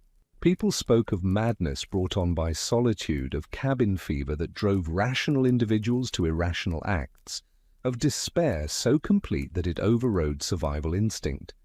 These explanations had more credibility, rooted as they were in observed psychological effects of isolation, but they still required assumptions about internal states that could not be verified. People spoke of practical accidents, falling through ice, being caught in sudden storms, simple misfortune that resulted in death far from shelter, where bodies would not be found until spring thaw, or perhaps never. This was perhaps the most likely explanation for most cases, the one that required the fewest assumptions, the one most consistent with the general dangers of frontier existence. But it did not fully satisfy, did not account for all the details, did not explain why doors were latched, or why adequate clothing was left behind, or why no struggle was evident. It was a reasonable explanation that covered most facts while leaving certain facts unexplained, which is perhaps the best that can be achieved when witnesses are absent and physical evidence is minimal. Archaeological investigation, conducted much later when these sites had become historical curiosities, added detail but not clarity. Excavations revealed foundation patterns, artifact assemblages, material evidence of daily life that confirmed and expanded what documents had recorded. They found the detritus of occupation, broken pottery, lost tools, discarded items that had been casually dropped or intentionally buried. They found evidence of fire pits and storage areas and the basic infrastructure of survival. They found buttons and buckles and bits of leather and metal that had once been parts of clothing or equipment. They found animal bones that told them what had been eaten, plant remains that indicated what had been gathered, pollen that suggested what had been growing nearby. They constructed detailed pictures of diet and labor and environment, filling in aspects of daily life that documents had not bothered to record because they were too ordinary to merit mention.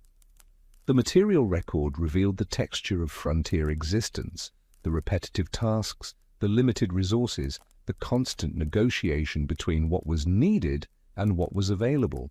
But they could not find evidence that explained disappearance. No skeletal remains were discovered near the sites, no signs of violence were evident in the material record, no pattern emerged that suggested a common cause or a predictable outcome. The physical evidence confirmed that people had lived in these places and then had stopped living in these places, but it could not reveal the mechanism of that stopping, could not distinguish between the various possible explanations that documents had already proposed. Archaeology excelled at reconstructing presence but struggled with absence, could map life but not death, could document occupation but not cessation. Modern analysis brought new tools, carbon dating to establish timelines, isotopic analysis to trace origins and movements, DNA testing to identify relationships and populations. These techniques refined knowledge about who had occupied frontier cabins and when and for how long, but they still could not answer the essential question of what had happened during the nights when occupation ceased. Some researchers proposed environmental factors, carbon monoxide from faulty chimneys causing confusion and death, methane from swamps creating hallucinations, naturally occurring toxins in food or water leading to illness. These explanations had the advantage of scientific grounding, of proposing mechanisms that were known and testable, but they struggled to explain the specific patterns, why some cabins showed these effects while neighboring cabins did not, why symptoms would drive someone out into cold rather than toward help, why evidence of such poisoning would be absent from the few remains that were eventually discovered far from the original sites. Environmental causes should have left traces in bones or tissues, should have affected multiple sites with similar construction or location, should have produced patterns more consistent than what the historical record actually showed. Other researchers focused on psychological explanations, the cumulative stress of isolation, the effects of sensory deprivation, the breakdown of mental resilience under conditions that frontier living imposed. They cited modern studies of isolated populations, of individuals subjected to extreme conditions, of the documented ways that human psychology responds to prolonged stress. These explanations were compelling, consistent with known effects, applicable to cases where people had indeed been found wandering in confusion or had left notes suggesting despair or disorientation. But they were less satisfying for cases where no such evidence existed, where the final documented state suggested normalcy rather than crisis. The truth, researchers eventually concluded, was probably multiple. Different disappearances had different causes, and the attempt to find a single explanation that covered all cases was likely misguided. Some people probably did suffer environmental poisoning, some probably did experience psychological breakdown, some probably did venture out for practical reasons and suffer accidents that left them unable to return. The common feature was not the cause, but the result. Absence without explanation, questions without answers, mysteries that time only deepened. What remained consistent across cases was what was found and what was not found. The cabins were always there, structures that outlasted their occupants, spaces that held the arrangement of lives that had stopped being lived. The possessions were present, the material evidence of existence, but the people themselves were gone, their absence more eloquent than any explanation that could be constructed from the things they left behind. Objects testified to presence but could not speak to departure, could document life but not its ending, could preserve routine but not its interruption. Footprints sometimes suggested departure, but they always faded, always reached a point where tracking became impossible, where snow or wind or time had erased the trail. The forest received whoever left and did not give them back. At least not in ways that allowed for discovery and identification and the closure that discovery might have provided. Bodies were occasionally found years later in locations distant from the abandoned cabins. They were identified when possible through objects carried or clothing worn, through the slow forensic work of matching remains to missing persons. These discoveries answered some questions. Yes, the person had left the cabin. Yes, they had traveled in a particular direction. Yes, they had died from exposure or injury, but they raised others. Why had they left inadequately prepared? What had driven them into conditions that were clearly fatal? What had they been seeking or fleeing? The found bodies were always in positions that suggested they had simply stopped, had lain down or fallen, and then remained where they fell, making no attempt to rise or return or seek shelter. This was consistent with the final stages of hypothermia, with the exhaustion that precedes death from exposure, with the surrender that occurs when the body can no longer continue.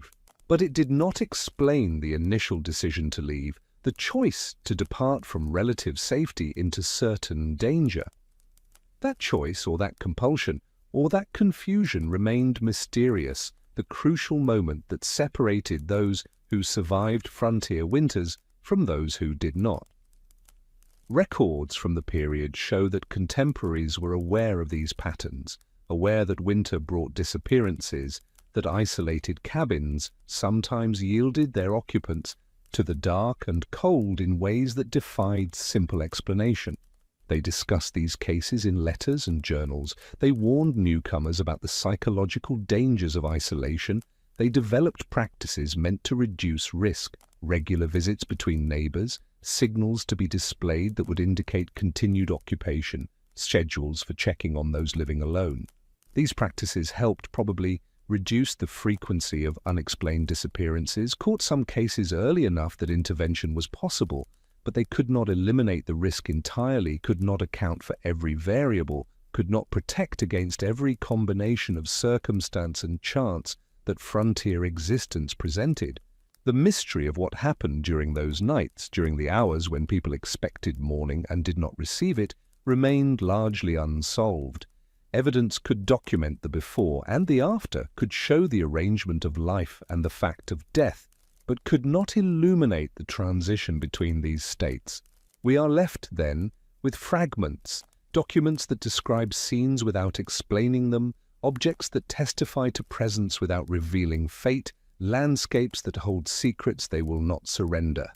We are left with questions that have multiple possible answers, none fully satisfying, none completely wrong.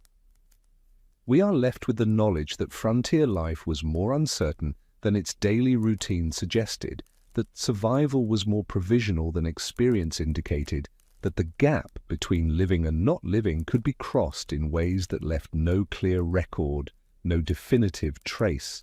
The confidence that competence brought, the security that preparation provided, the safety that experience promised, all of these could fail without warning, could prove inadequate against combinations of circumstances that individuals could neither predict nor prevent. And we are left with the cabin itself, standing or fallen, preserved or rotted, but always there in some form, in archaeological remains, in historical descriptions, in the documented fact of its existence. The cabin remains while its occupant vanishes, the structure outlasts the life, the container persists after the contained has departed. This reversal seems wrong somehow, seems to violate the proper order where living things should outlast mere constructions, where consciousness should triumph over logs and stone. But frontier reality reversed many assumptions, challenged many certainties, demonstrated that survival was not guaranteed by effort or preparation or reasonable expectation. The cabin stands empty. Morning arrives to find it silent. And somewhere in the forest or the snow or the stream, or simply in the gap between documented presence and documented absence, lies the answer to what happened. An answer that is probably simple, probably mundane, probably explicable by combinations of cold and darkness and human vulnerability, But it is an answer that we do not have, that records did not preserve, that investigation could not recover.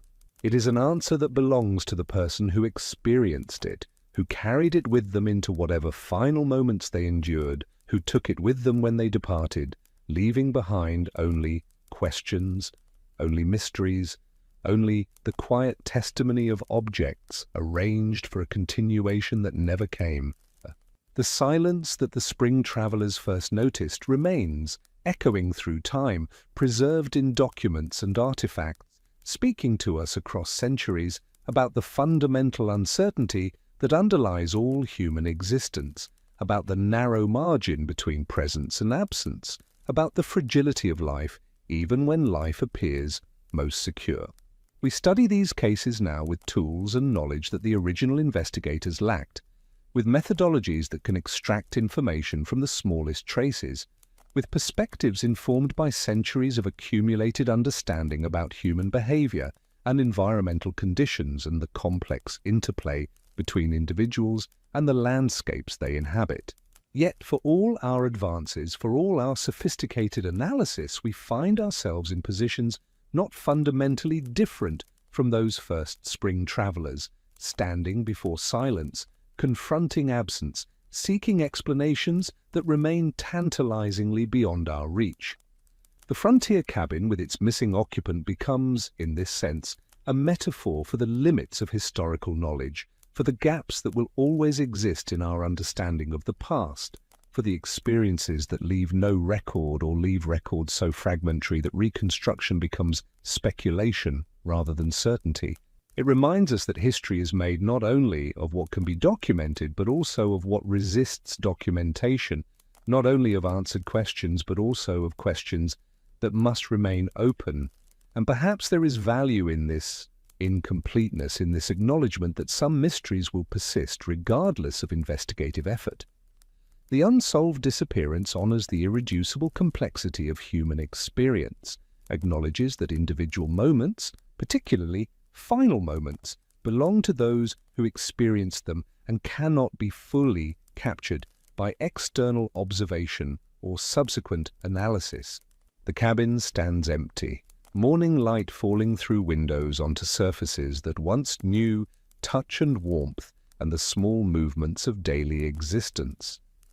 The objects remain in their places, patient and mute, holding their secrets, if indeed they hold any secrets at all. And we are left to wonder, to speculate, to construct provisional narratives that we know are incomplete, that we acknowledge might be entirely wrong. We are left with the humility that unsolved mysteries teach, with the recognition that understanding has limits, with the acceptance that some questions will travel with us unanswered into whatever futures we ourselves create. The frontier is gone now, transformed by settlement and development and time into something that those early occupants would scarcely recognize. But the questions remain, preserved in archives and artifacts, waiting for anyone curious enough to examine them, patient enough to sit with their ambiguity, honest enough to acknowledge when answers are not available. The cabin stands empty. The person is gone.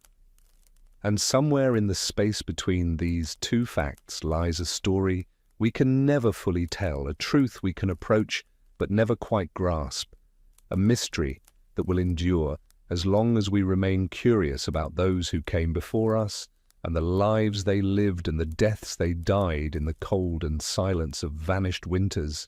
While Thomas Wickham lay in his isolated cabin, while other settlers endured their solitary nights at the edges of mapped territory, while darkness pressed against thin walls and cold searched for entry through every gap, there were others who experienced those same winter nights quite differently.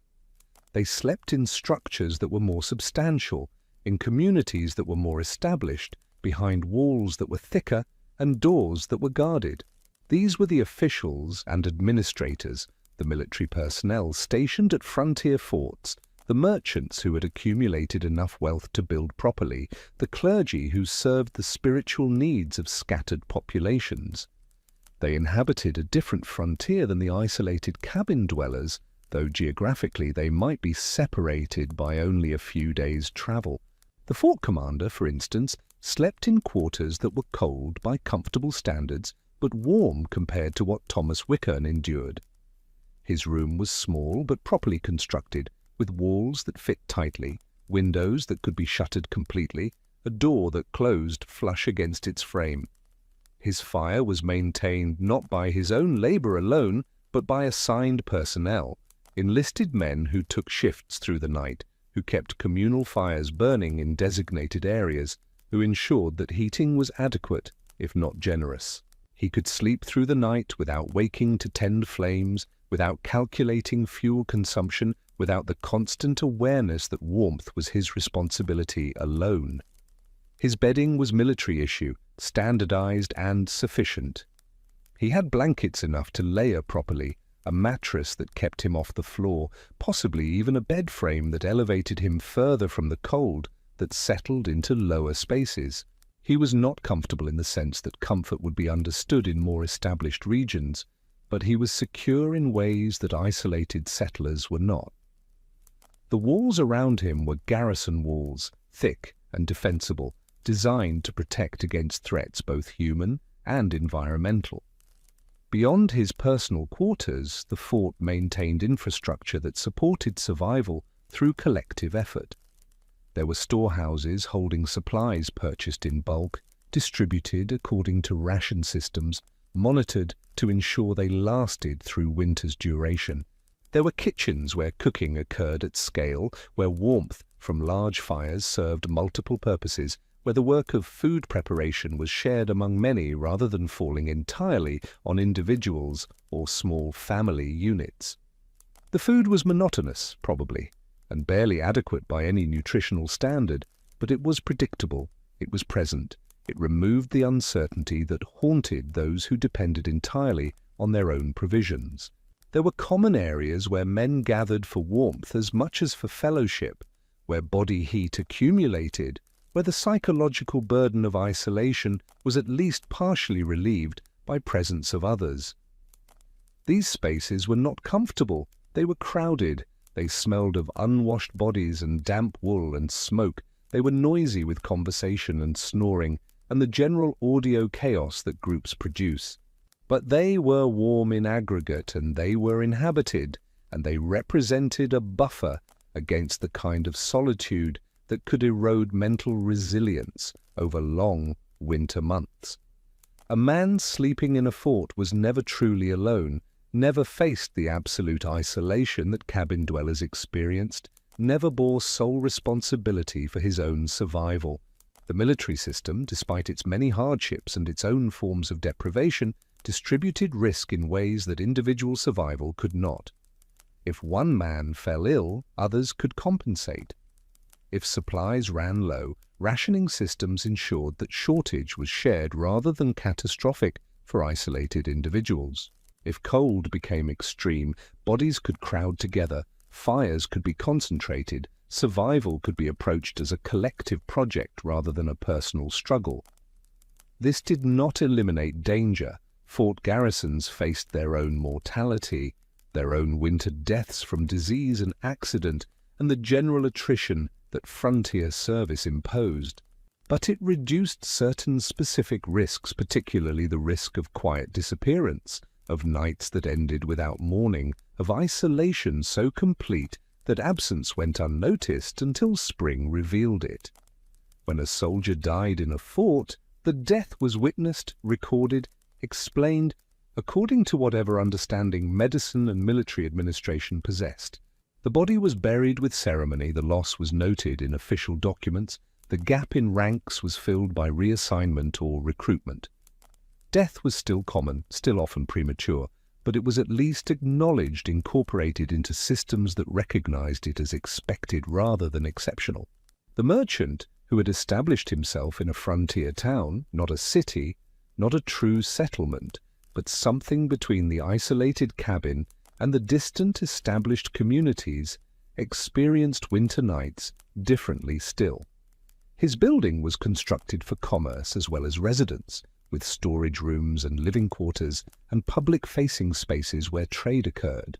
His walls were board rather than log in many cases, properly framed and sealed, with plaster or paper covering interior surfaces to reduce drafts and improve appearance. His windows had glass rather than oiled paper or simple shutters, allowing light without admitting cold, providing views while maintaining barriers. His doors fit properly because he had paid craftsmen to ensure they fit, because his commercial success depended on maintaining a space that customers would enter, that would suggest prosperity and permanence and reliability. The image of success required actual comfort, at least comparatively, at least enough to distinguish his establishment from the rough structures that surrounded it. He slept, likely, with his family if he had one, wife and children who shared the relative warmth of the merchant quarters, who benefited from his commercial success in the form of better bedding, more adequate clothing, more consistent meals. Or he slept alone but with employees nearby, with apprentices or clerks or hired help who occupied other parts of the building, whose presence provided the same benefits that fort garrisons enjoyed: shared warmth, distributed vigilance, collective security. His winter stores were commercial inventory as well as personal supply. He had goods to sell, which meant he had goods to use if necessary, which meant his survival was linked to his business interests in ways that provided backup resources. If his personal food ran low, he could draw from stock intended for sale. If his firewood proved insufficient, he could burn lumber meant for construction. This was not ideal. It represented lost profit. It depleted commercial capital. But it was possible in ways that were not possible for those whose survival supplies were also their total supplies.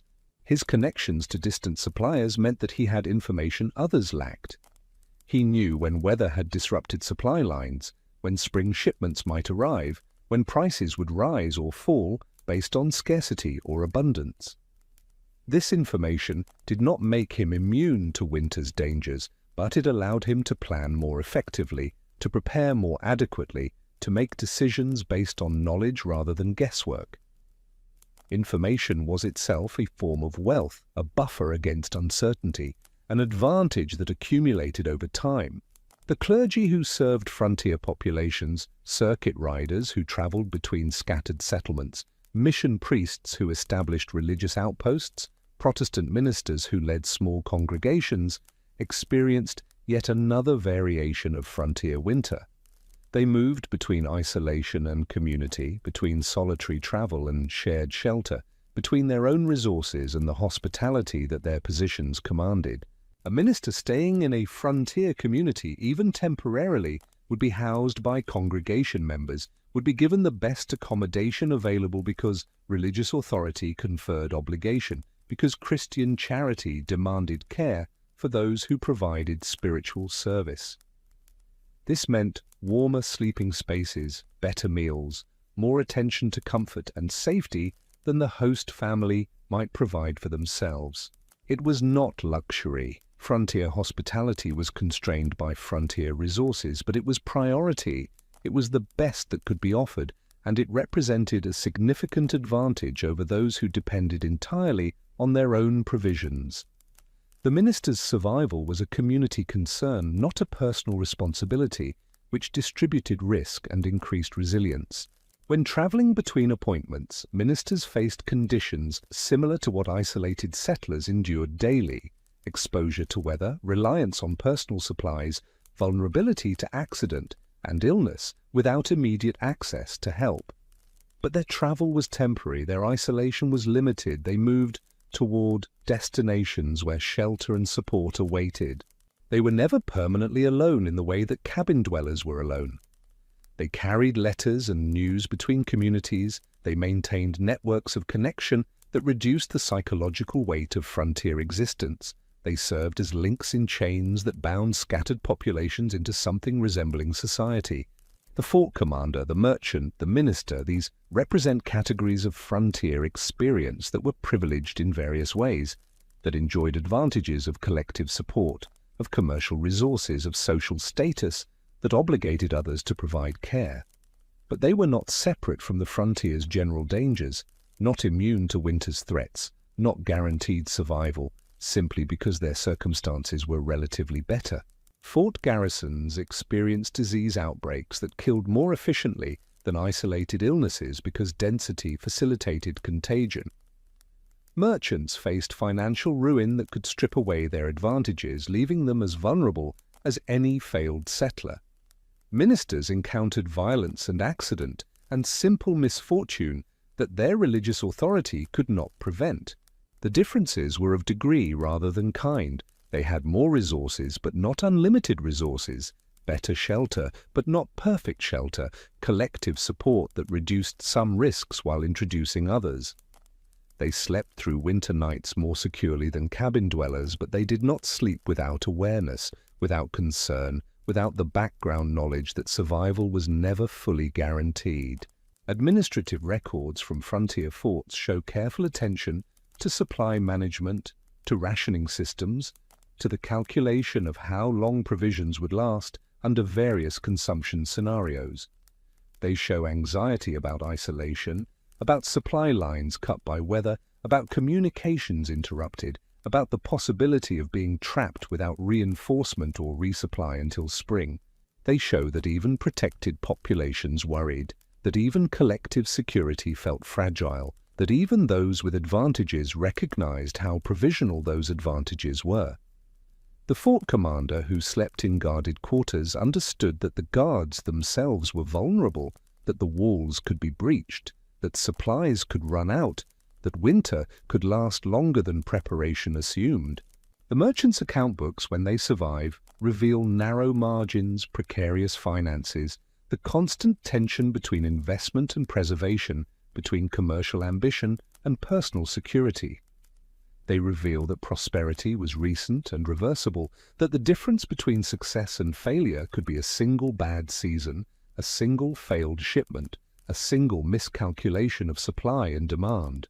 They reveal that the merchant lay awake at night not just from cold but from worry, from the knowledge that his elevated position could collapse, that his advantages could disappear, that he could find himself reduced to the same circumstances that the poorest settler endured. Financial security was psychological security only up to a point, and that point was closer than comfort suggested. The minister's journals and letters preserved in church archives describe loneliness despite community contact, describe exhaustion despite religious calling, describe doubt despite faith's requirements. They describe long winter rides between appointments, nights spent in rough accommodations, meals that were generous in intention but meager in substance. They describe the weight of being witness to suffering they could not alleviate, to deaths they could only acknowledge through ritual, to hardships they could name but not prevent. They describe sometimes their own fears of illness striking while traveling, of accidents leaving them injured in isolated locations, of simply failing to arrive at the next appointment and having no one realize for weeks that something had gone wrong. These were not the fears of cabin dwellers exactly, but they were related fears, variations on the same theme of vulnerability, expressions of the same understanding that frontier existence demanded endurance from everyone regardless of status or circumstance. The difference was perhaps most visible in documentation. When fort personnel died, records were generated, casualty reports, burial documentation, notifications sent to distant families or military authorities. The death entered official history, became part of institutional memory, was acknowledged by systems that existed specifically to track such things. When merchants died, their estates required settlement, their businesses required transfer or liquidation, their commercial obligations created paper trails that ensured documentation even if the death itself went unwitnessed. Property records and debt records and probate records captured these deaths, preserved them, made them available to future inquiry. When ministers died, churches recorded the loss, congregations memorialized them, religious hierarchies noted the vacancy and arranged replacements. The institutional structures of organized religion ensured that these deaths were remarked upon, that the persons who died were remembered beyond their immediate communities, that their service was acknowledged in ways that persisted beyond individual memory. But when isolated settlers died in their cabins during winter nights, none of these documentation systems necessarily engaged. There was no institution obligated to notice, no record-keeping structure that included them by default, no administrative apparatus that tracked their presence or their absence. They appeared in records only when they intersected with officialdom, when they purchased land, when they registered claims, when they had dealings that required documentation, and they disappeared from records just as casually, their absence noted only if someone specifically looked for them, only if some circumstance drew official attention to their empty cabins. This documentation gap meant that their deaths were often undercounted, their struggles often unacknowledged, their contributions often forgotten. They existed at the margins of administrative awareness, present enough to be taxed or counted when convenient, absent enough to vanish without bureaucratic consequence. The contrast reveals something about how survival was valued differently depending on who was surviving, how death was mourned differently depending on who had died, how history preserved some lives in detail while allowing others to fade into general statistics or into no record at all. It reveals that the frontier was not one experience but many experiences, stratified by resources and status, and institutional connection, unified only by geography and by the general hostility of conditions that affected everyone to varying degrees. The fort commander slept through the night in his guarded quarters, warm enough, secure enough, confident that morning would come because collective systems existed to ensure it. But outside the fort's walls, in a cabin that those same military maps showed as a dot in empty territory, Thomas Wickern lay in cold that no collective system would address, in isolation that no administrative structure would remedy, in circumstances that would not generate documentation until absence had already become permanent. The merchant slept in his comfortable rooms above his commercial establishment, his family around him, his inventory below him, his position in the frontier economy seemingly stable. But that stability rested on systems that were themselves fragile, on supply lines that could break, on commercial relationships that could dissolve, on the continued willingness of isolated settlers to travel to his establishment to trade rather than attempting complete self-sufficiency. His prosperity, such as it was, depended on the presence of people like Thomas Wickern, whose labor produced the furs and timber and agricultural goods that frontier commerce required, whose needs created the market that merchants served. When those people disappeared quietly into winter nights that did not lead to morning, the merchant's position weakened incrementally, invisibly, in ways that might not be recognized until much later, when the cumulative effect became undeniable. The minister slept in borrowed beds, in congregant homes, in whatever accommodation his circuit could provide. He rose to travel between appointments, carrying religious comfort and institutional connection, serving as the link between isolated believers and the broader church that claimed them as members. But he traveled through territories where people had vanished, where cabins stood empty, where graves were unmarked or absent entirely because no one had been present to create them. He knew, if he paid attention, that the communities he served were smaller than they should be, that faces he expected to see had disappeared, that families had been reduced by losses that were never fully explained. He could pray for the missing, could include them in general intercessions, could acknowledge in his sermons that frontier life was hard and that many did not survive it. But he could not restore them, could not explain what had happened to them, could not provide the closure that definitive knowledge might have offered. And so the nights continued, winter after winter, year after year. Some people slept securely behind thick walls with fires tended by others, with supplies managed collectively, with the assurance that their absence would be noticed and their presence was valued. Others slept in isolation, behind thin walls, maintaining their own fires, managing their own supplies, living with the knowledge that if they vanished in the night, it might be weeks or months before anyone realized, longer still before anyone investigated, and quite possibly forever before anyone understood what had actually occurred. The difference was not absolute. Security was relative. Danger was universal. Winter threatened everyone who experienced it at the frontier's edge. But the difference was real, was significant, was the kind of advantage that accumulated over time into survival for some and disappearance for others. Morning came to the fort as it came to the isolated cabin, the same dawn, the same light, the same slow transition from darkness to visibility. But in the fort, morning meant awakening to routine, to structure, to the continuation of systems that had supported survival through the night. In the cabin, morning might mean awakening to another day of endurance, or it might mean not awakening at all, or it might mean awakening to find that the fire had gone out and the cold had advanced, and the day ahead would be spent recovering from the night's damage rather than advancing any larger purpose. The fort commander rose to duty, the merchant rose to commerce, the minister rose to prayer and travel. Thomas Wickern and those like him rose to work that served only survival, that accumulated no surplus, that built toward no particular future beyond the hope of reaching the next season. And some mornings in some cabins no one rose at all. The day arrived to find emptiness, to find silence, to find arrangements that suggested life but held only absence, to find questions that would persist long after the structures that contained them had collapsed and the names that identified them had been forgotten. This was the frontier's stratification, not the dramatic division between wealthy and poor, not the obvious hierarchy of power and subjugation, but the subtle gradation of security, the small differences in infrastructure and support that meant some people weathered difficult nights and others did not.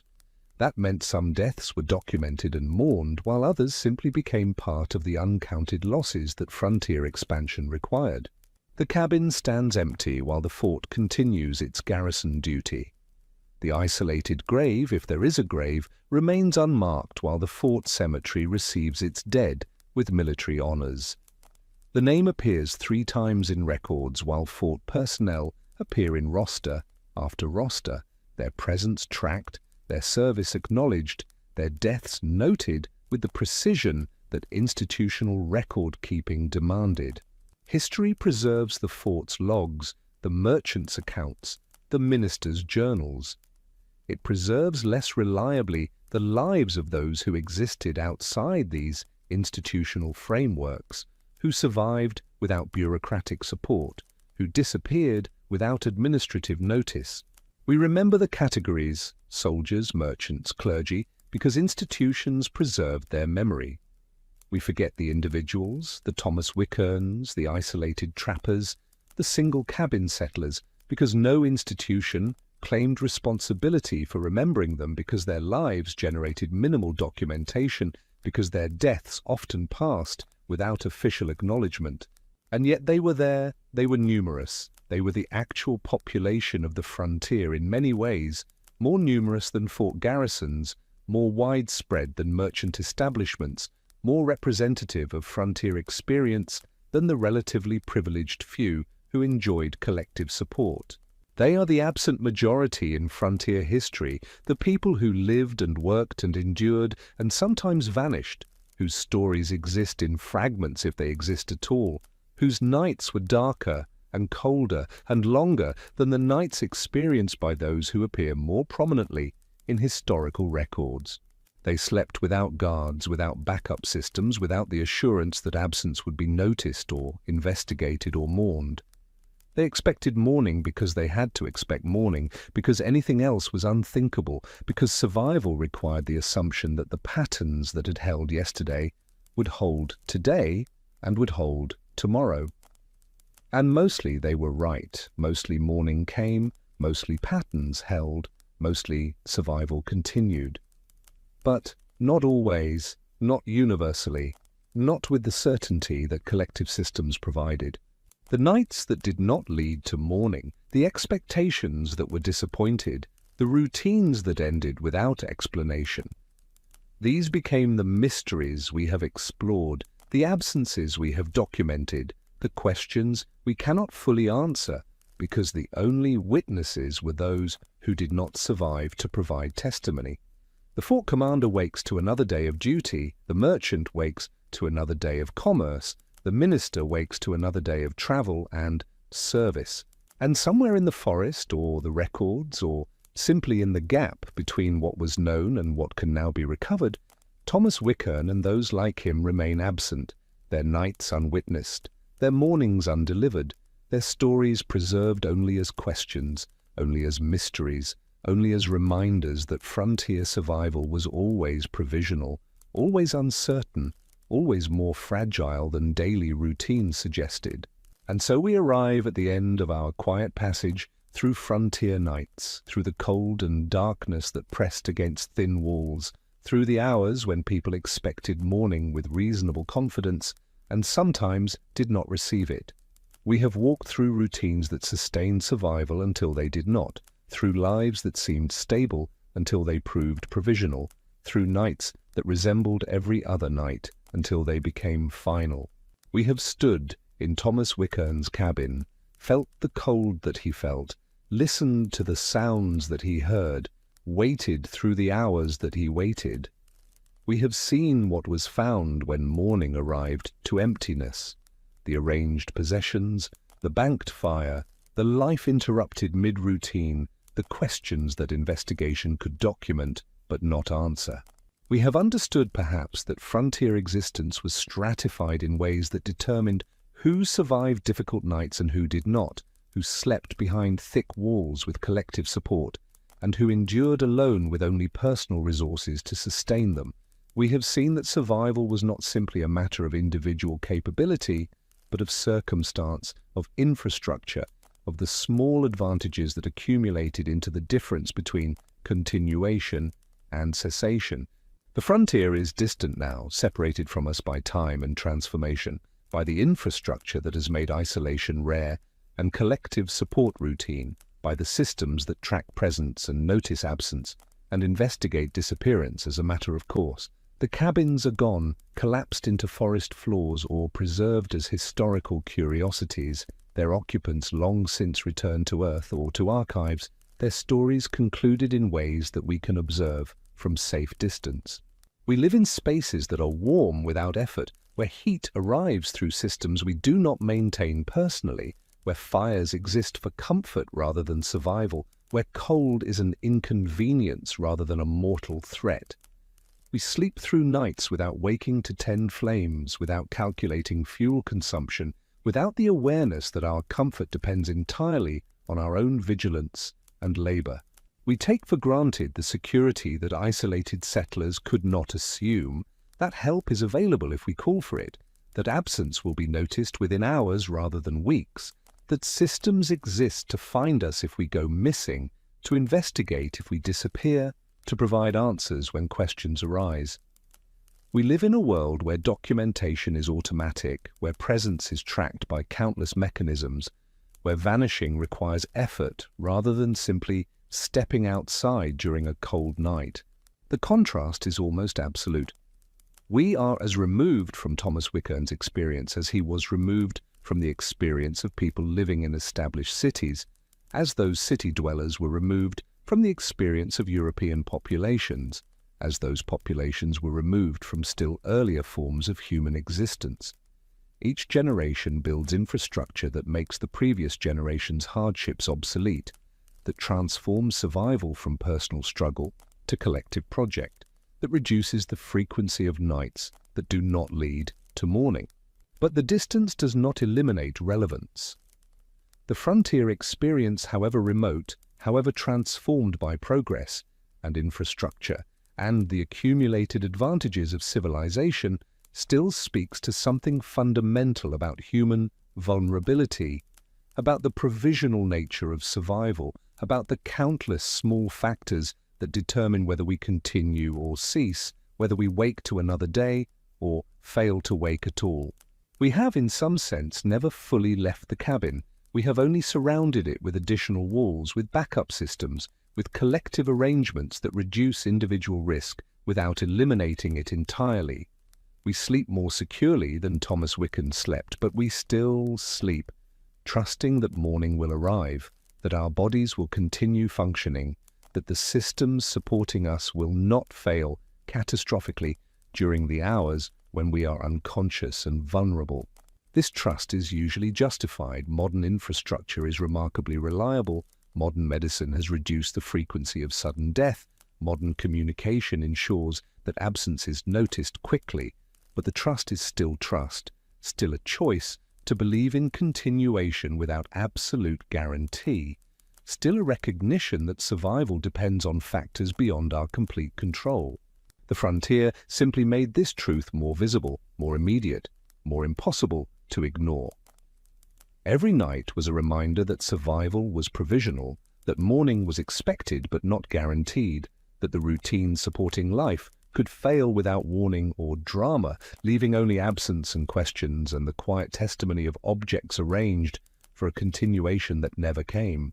We remember these vanished lives not because they were exceptional, but because they were typical, not because their experiences were unique, but because their experiences were representative of what frontier existence demanded from countless people whose names never appeared in records, whose deaths were never investigated, whose absences were simply accepted as part of the expected attrition that expansion required.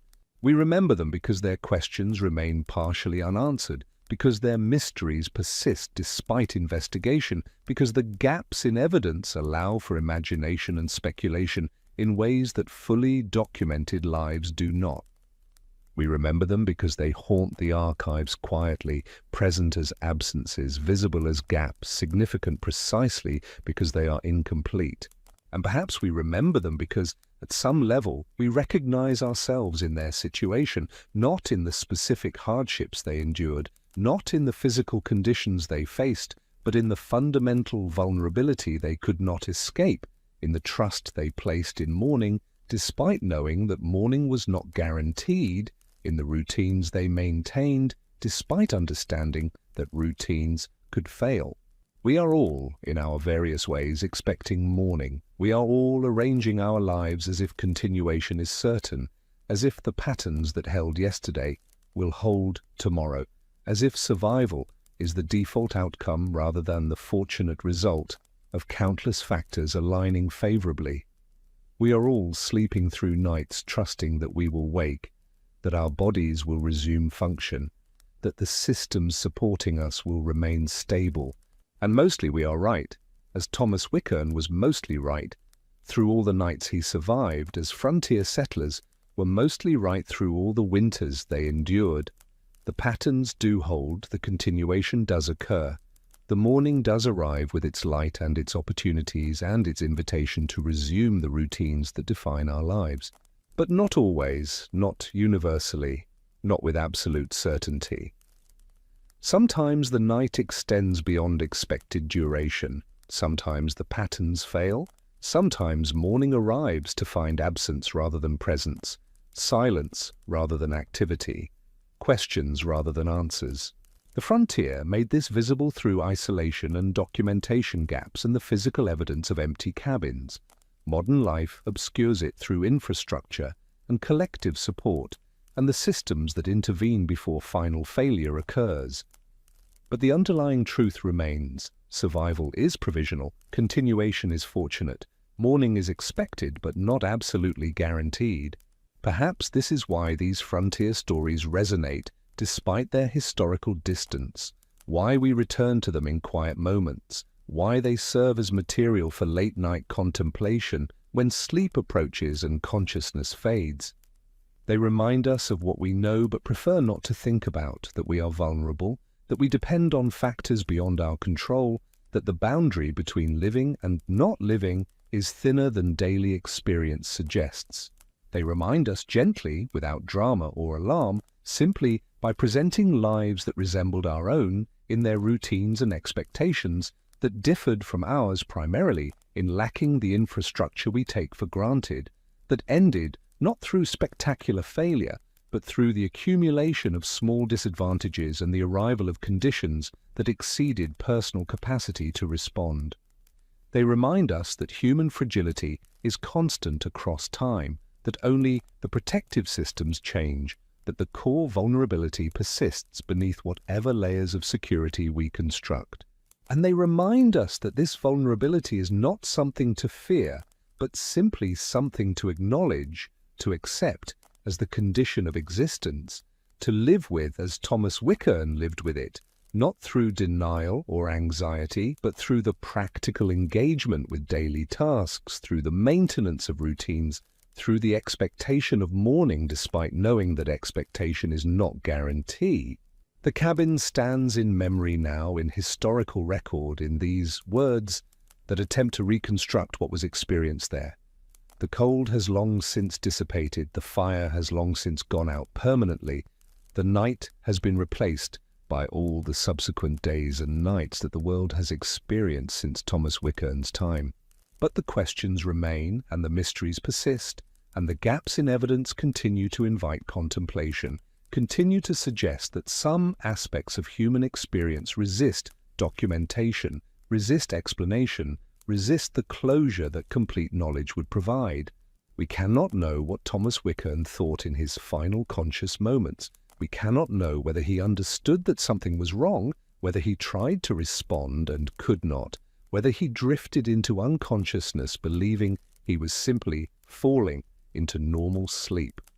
We cannot know whether he felt fear or confusion or simply the pleasant drowsiness that hypothermia produces in its later stages.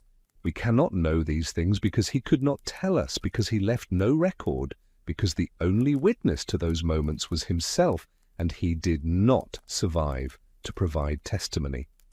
We are left with informed speculation, with medical knowledge about what probably occurred, with historical context about what typically happened in similar circumstances, but not with certainty, not with the definitive answers that would transform mystery into known fact. And perhaps this is appropriate. Perhaps some experiences should remain partially unknowable, should persist as questions rather than being reduced to answers, should maintain their capacity to provoke thought rather than delivering conclusions that close off contemplation. Perhaps the value of these frontier mysteries is not in solving them, but in living with them, in allowing them to remind us that history is incomplete, that documentation captures some things while missing others, that the past contains silences as significant as its recorded voices. Perhaps Thomas Wickern's gift to us, if we can call it a gift, is not the facts of his life, which are minimal and unremarkable, but the questions his death poses, the space his absence creates, the invitation his mystery extends to think about vulnerability and survival, and the countless lives that were lived and lost without leaving traces substantial enough to construct definitive narratives. We honor him and those like him not by pretending to knowledge we do not have, not by constructing stories that fill gaps with imagination, but by acknowledging the gaps themselves, by respecting the limits of evidence, by allowing their experiences to remain partially unknown, while still recognizing that those experiences were real, were significant, were worthy of the careful attention we have given them here. The night is ending now, this narrative night we have shared, this quiet passage through historical darkness and cold. Dawn is approaching, not the dawn that Thomas Wickern expected, but the dawn that you will experience, the morning that will arrive to find you still present, still continuing, still engaged with the routines that define your life. You will wake, probably, to comfort that frontier settlers could not imagine, to warmth that required no effort from you, to light that appeared at the touch of a switch, to food that was prepared by systems you did not operate personally, to security that collective infrastructure provides as a matter of course. You will move through your day supported by countless mechanisms that reduce individual risk, that distribute survival across populations, that make isolation rare and absence noticeable, and disappearance something that triggers immediate investigation rather than being accepted as unfortunate but expected. You will live, in other words, in circumstances that are radically different from those that Thomas Wickern inhabited, that reflect centuries of infrastructure development and institutional creation, and the accumulated advantages that modern life provides. And this is fortunate, this is progress, this is the result of countless efforts to reduce human vulnerability and increase human security.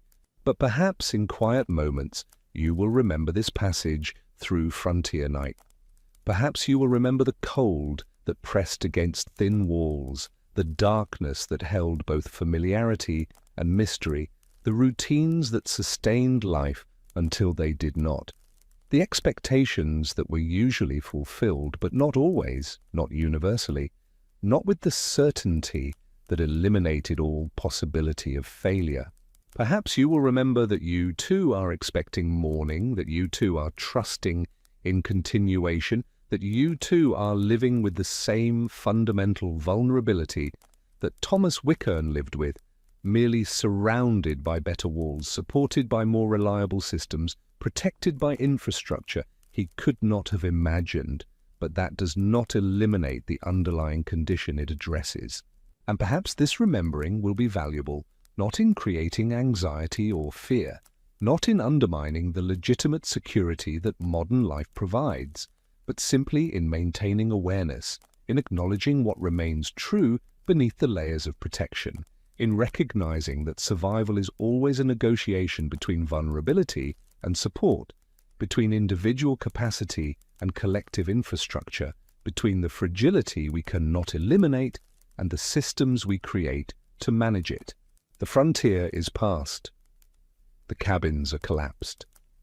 The people who vanished during winter nights are long since gone, their absences absorbed into the general silence that time imposes on all lives, regardless of how they ended.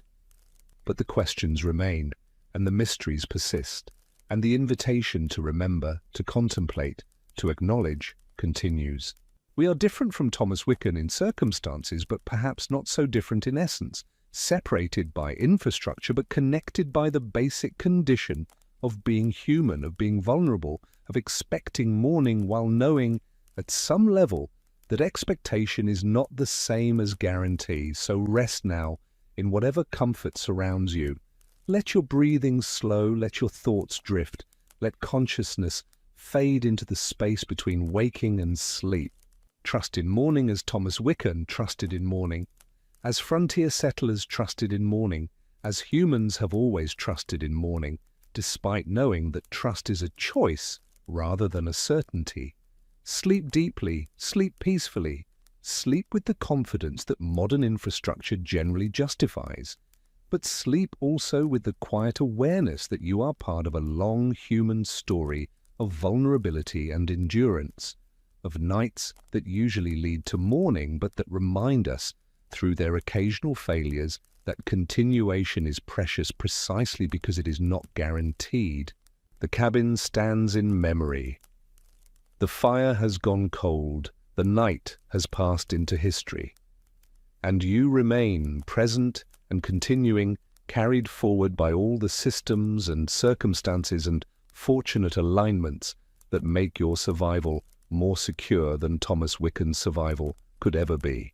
But you remain also as he remained, human, vulnerable, trusting in patterns while aware at some level that patterns can fail, expecting morning with reasonable confidence while knowing that confidence is not certainty, living with the fundamental condition that all humans share, regardless of when they lived or what infrastructure surrounded them.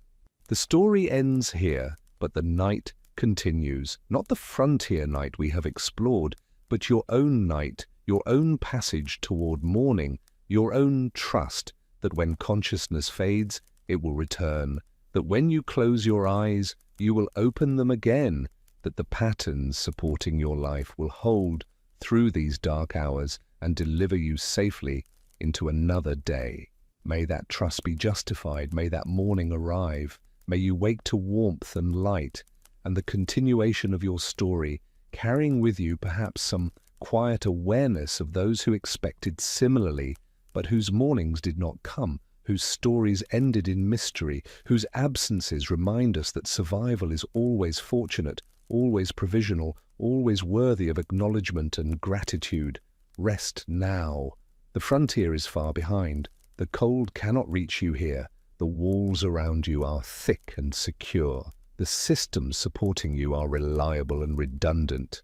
You are safe in ways that Thomas Wiccan never was, protected by centuries of progress, surrounded by infrastructure designed specifically to ensure that your nights lead to mornings, that your absences are noticed, that your continuation is supported. Rest, and let these stories fade into the background of consciousness. Let them become part of the quiet landscape of memory and history. Let them settle into the space where past experiences exist without demanding active attention. They have done their work, they have reminded, they have acknowledged, they have honored lives that deserve remembering despite leaving minimal traces. Now they release you to your own rest, to your own night, to your own passage toward morning. Sleep deeply, sleep peacefully, sleep with the confidence that morning will arrive, bringing with it light and warmth and the opportunity to continue to engage with routines, to build toward futures that feel more certain than they perhaps are, but that are nonetheless worth building toward. The cabin is empty. The fire is cold, the night has passed, and you remain breathing slowly, drifting gently, expecting morning with the same reasonable confidence that has served humanity through countless nights, through all the darkness that has ever been, through every challenge that vulnerability has presented. May your morning come as expected. May you wake refreshed and continuing. May you carry forward with awareness of those who did not, with gratitude for the systems that support you, with quiet acknowledgement that you are part of an ancient human pattern of trusting in continuation, while living with the awareness that continuation is never absolutely guaranteed, but is always, always worth trusting in anyway. Rest now. Let these words fade. Let consciousness dim. Let night hold you gently until morning arrives to release you into another day, another opportunity, another chapter in your continuing story. The frontier recedes into history. The mysteries remain mysteries. The questions stay partially unanswered. And you drift into sleep, into rest, into the temporary cessation that we all trust will be temporary, that we all expect will end with morning, that we all navigate with the same combination of vulnerability and trust that has characterized human sleep since the first humans closed their eyes and chose to believe they would open them again. Sleep well. Sleep deeply. Sleep with the peace that comes from acknowledging both your vulnerability and your security, both your connection to those who did not survive their nights and your difference from them in circumstance and support. The story is complete. The journey through frontier darkness is finished. What remains is your own rest, your own night, your own passage toward morning.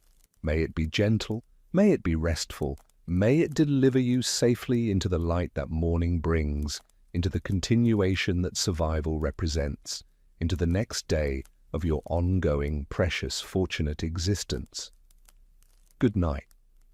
As this night fades into silence, there are other places where darkness once carried the same quiet weight, other cabins, other camps, other roads where people waited for morning and never quite found it. These stories rest together, linked by the hours after sunset, when history moved slowly and without witnesses. If you let this story continue, you'll find them nearby, gathered in the playlist, ready to unfold one night at a time, at the same gentle pace.